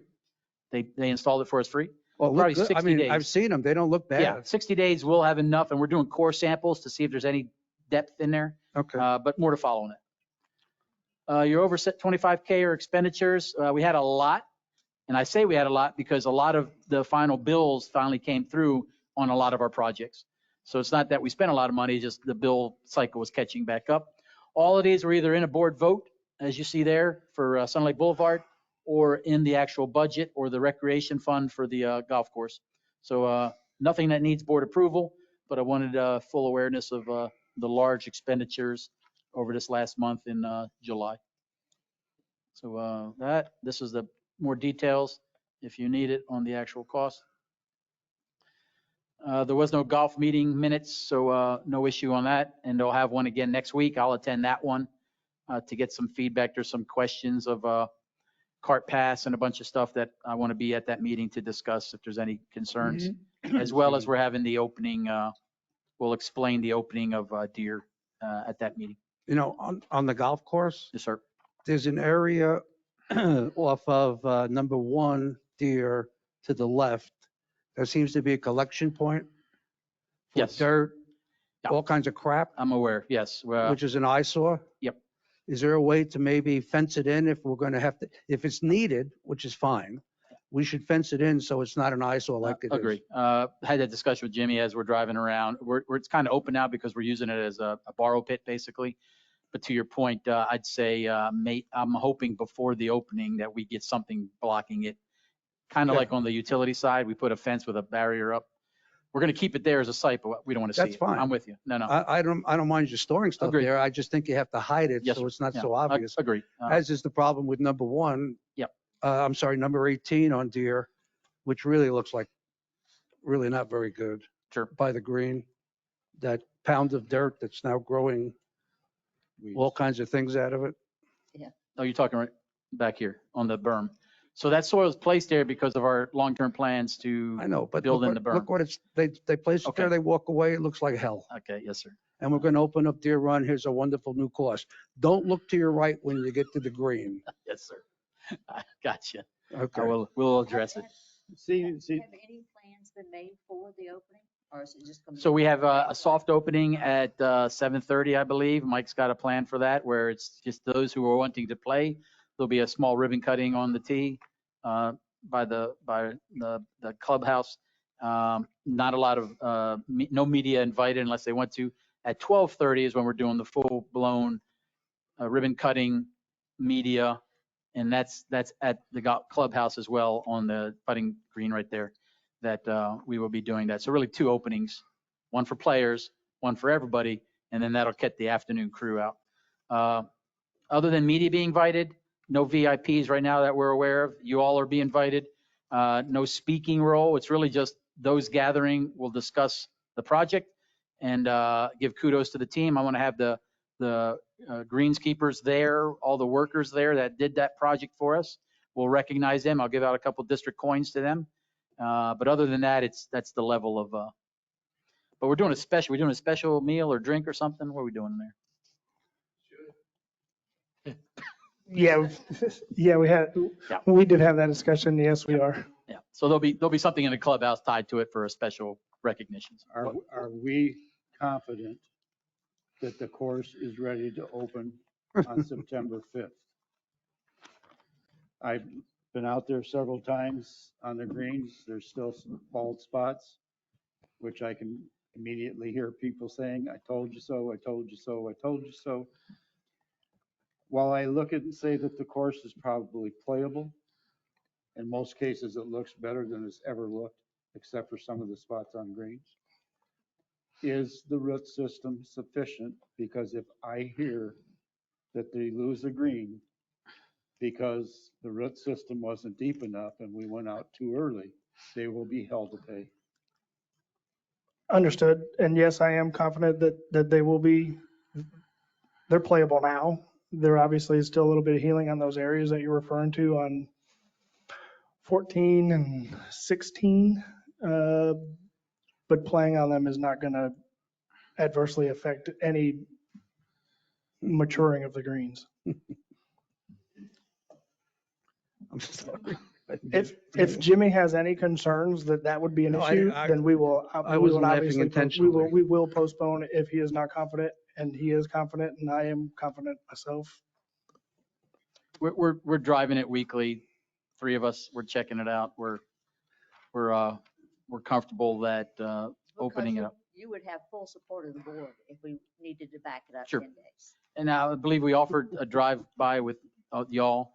Some of you took us up on that, so I appreciate that. So we'll again have discussions this week as our Thursday meeting, and we'll. I mean, without going into numbers, you do realize that golf has lost 100,000. You're projecting to lose $100,000 in golf this year. to last year? Okay, Even with your new numbers revised the way No, they are? it's probably, we lost about 50K a month for the past 4 months. Yes, sir. Yeah. No, So theoretically, we should pick up way more than you guys are talking about since we lost 50K a month. Yes. That should be about $300,000-$400,000. Yes. See? Yes. I'm going to hire you as the finance Like I guy. said, I'm not here. Yes, sir. Did you yes, have sir. the discussion on tournaments? Yes, we had a discussion about the, not reduction of play, but the ability to shift some play. And Mike's looking at that. We have a lot of tournaments that we pushed into September for know. this reason. But But most of them are scrambles, are they not? yeah, we had, and we're looking at the ability to push a little bit to turtle and trying to keep play A on bunch to turtle. a bunch as much as we can. Yes, sir. I'd like to keep the deer, if there's scrambles, there's no reason that they need the yardage. Leave this course, the deer, nice, and at least through up until the 1st of November, if at all possible. I know there's going to be I know Advent Health is going to be, both courses. I understand that. Yep. And there's, I think the Fireman's takes up both courses. I understand that.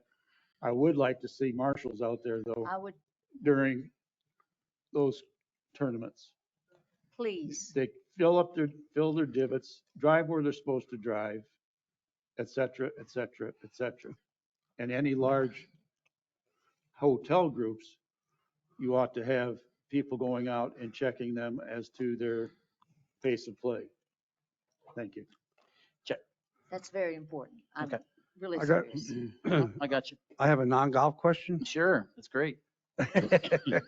This Happy or Not project that we've Yes. Yes. installed and Yes. have gotten a lot of responses on. Very much. My question is on what are we going to do about the negative responses? Who's responsible for dealing with that? And- Yep. So and- the negative responses gives us an actual, not only a comment, doesn't tell us who did it unless they put their name, tells us a time frame. What we've been doing with those negative responses is if it's clear enough for an action and we concur with it, which we do in many cases, clean the dog park, pick up the poop, all that stuff like that. Then I pass it to whoever owns that entity and they address it quickly. We don't have a mechanism unless they tell us to get feedback to them, but it's definitely directing us comments about, pressure washing the pool deck, comments about the dog park, comments about wait times at some of our, not the pro shop, but maybe like the district office paying bills. So we're getting those comments and we are addressing them. So it's great feedback. It's monthly and it targets a good area where we can focus on. Yep. Okay. So feedback there. You had 3 products that you got in late, Troon and Sustainability Partners. So Troon came back with a couple products on our golf course assessment, which we passed to them. Jimmy's going through it. I'm looking at it. We're having a meeting this week about it. More of like a report card type format. More to follow on that. Appreciate some of the comments. Some of them are stuff we've either acknowledged or so on. They also came back with a restaurant review, clubhouse, I should say. So they gave us a very cursory response.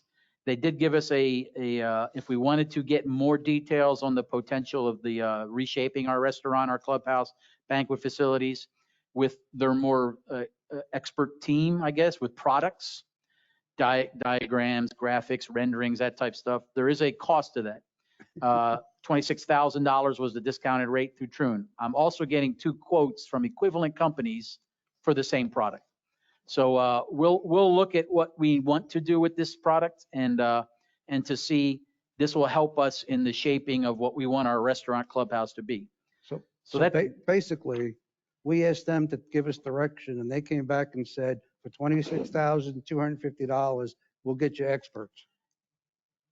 That's the stupidest thing.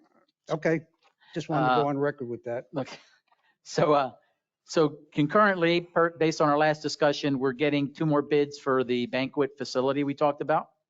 That's the building next to the clubhouse. We're getting some, we had a meeting with the staff, with the leadership of the staff, chef, restaurant, food and beverage manager, and so on how we can better the clubhouse experience right now and restaurant experience.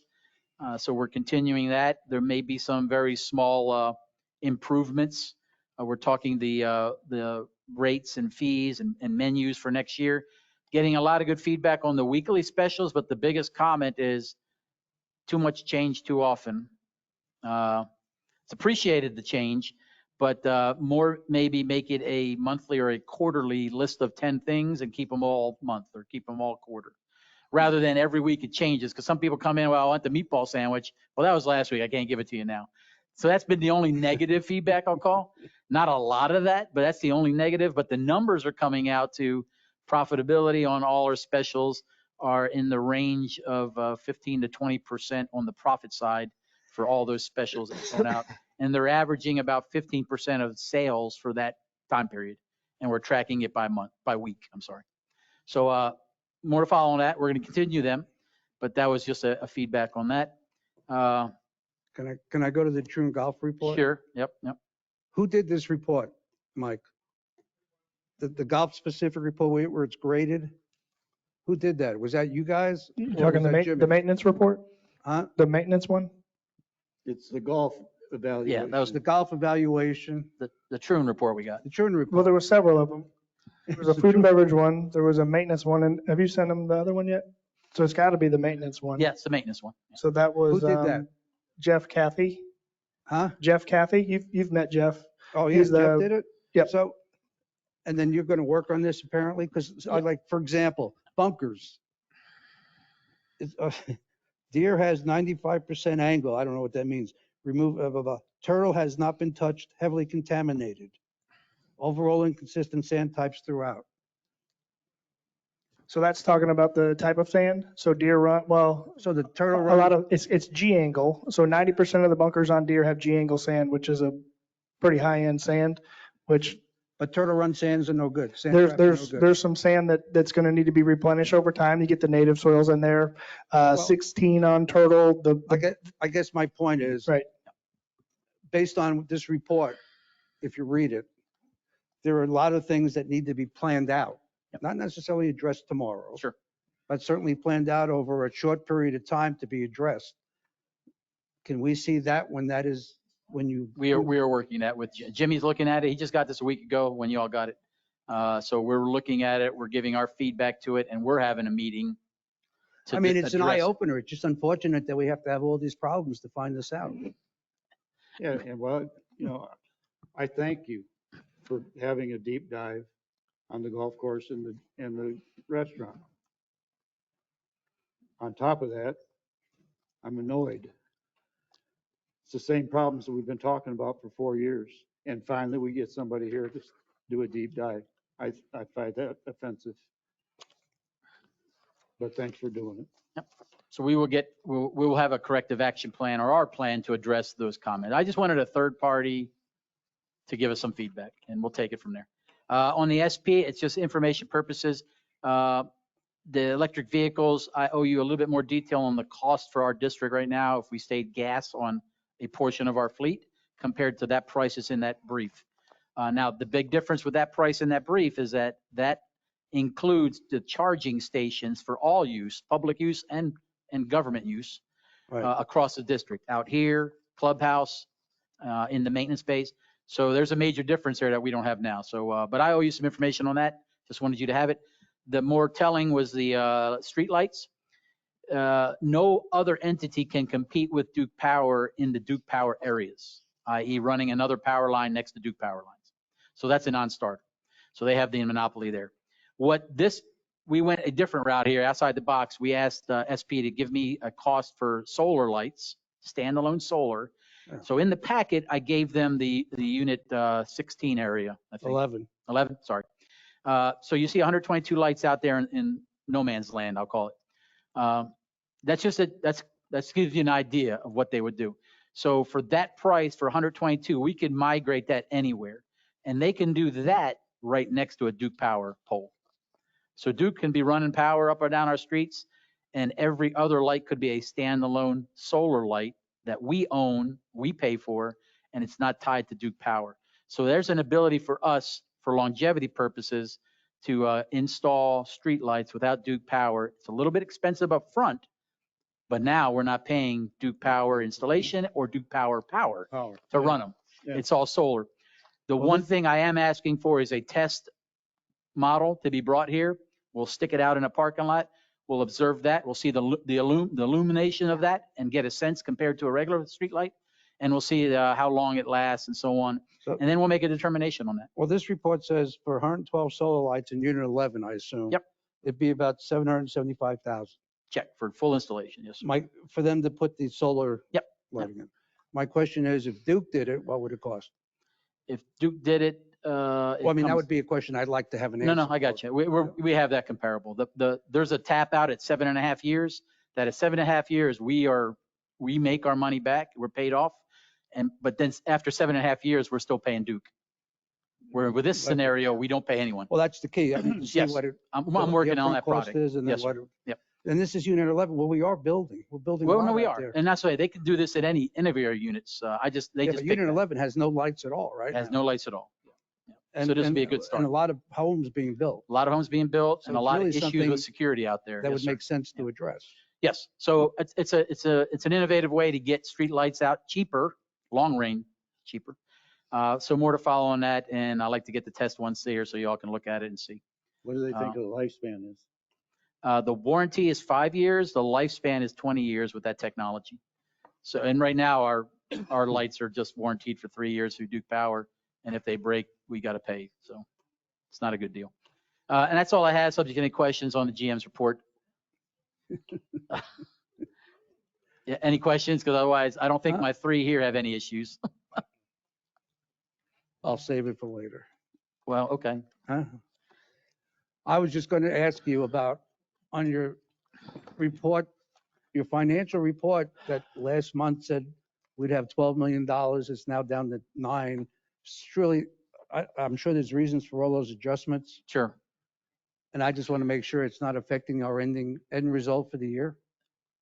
No, that was tied to those over $25,000 purchases. We spent close to over $1 million last month just paying bills. So we're still okay with ending the year about 9.8? We will still end in the 9 million range. Yes, sir. Yeah, I'm comfortable with that. That won't 9.8. change. You're holding me 9.8, yes. Well, if you're going to go to, there's a big difference between 9.8 and 9.0. That's true. There is. 800,000. Huh? Yes, sir. Yes, sir. I give up. Yep. Subject to questions for me, staff, anything? Yeah, go ahead. Yeah.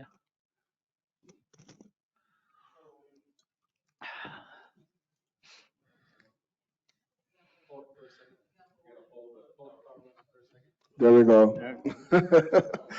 Hello, everyone. All right, so I did want to introduce the community development did add a member to our team, and his name is Bernardo. He is our PR specialist, and I'd just like him to introduce himself and welcome him to the Sunderland Lake team.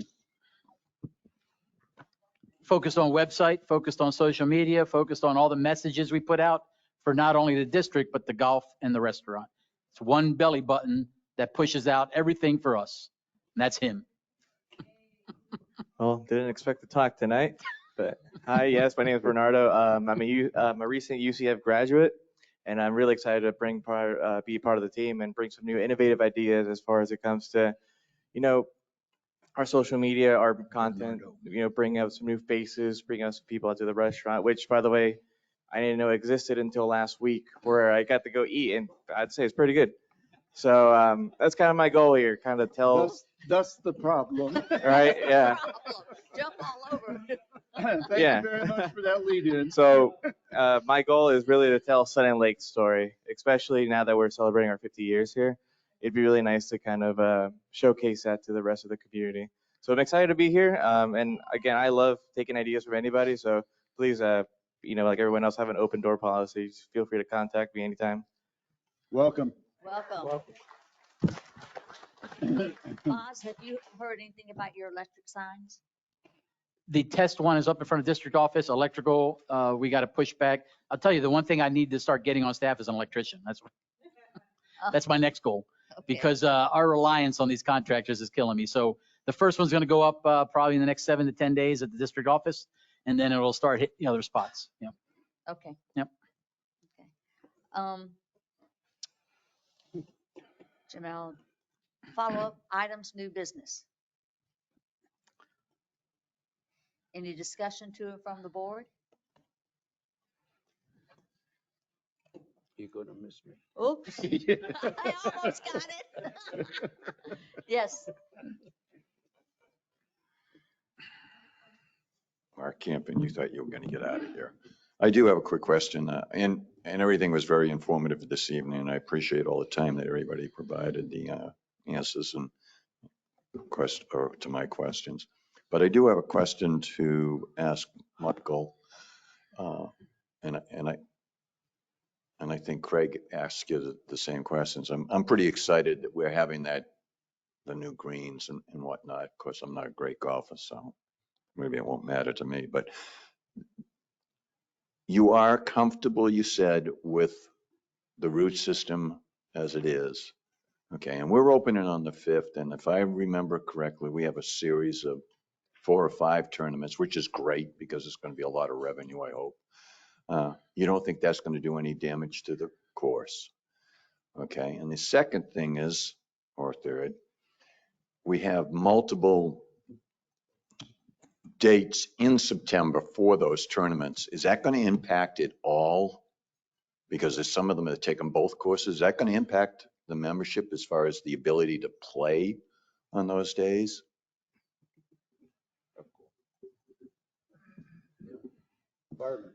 Yeah, there will be some impact. All the group leaders that will be impacted have already been notified about those. I believe the one tournament that will impact the membership that we have every year in September is the Crutchfield Hawkins, which is on a Monday. So that's going to affect all the member groups for sure. That tournament date is as scheduled every year. So the Saturday tournaments, they'll definitely affect some of the member play as far as timing goes. Maybe I didn't clarify it. Will they eliminate members from playing maybe at different times of that day? They'll have an opportunity to play at different times of the day. Yeah. So you're not setting any reciprocal agreements with other courses? If anybody ever wants a reciprocal rate, they're more than welcome to ask me for any time. That Monday for the Crutchfield Hawkins is one that we would target. Yes, we have. Oh, okay. Thank you. I appreciate the answer. Thanks, guys. you're welcome. Now you can do it. We good? Do I have to have a motion? Thank you. Meeting adjourned. All right. Thank you, staff. Thank you, residents, for coming out. Are you running again? Are you running for your seat again?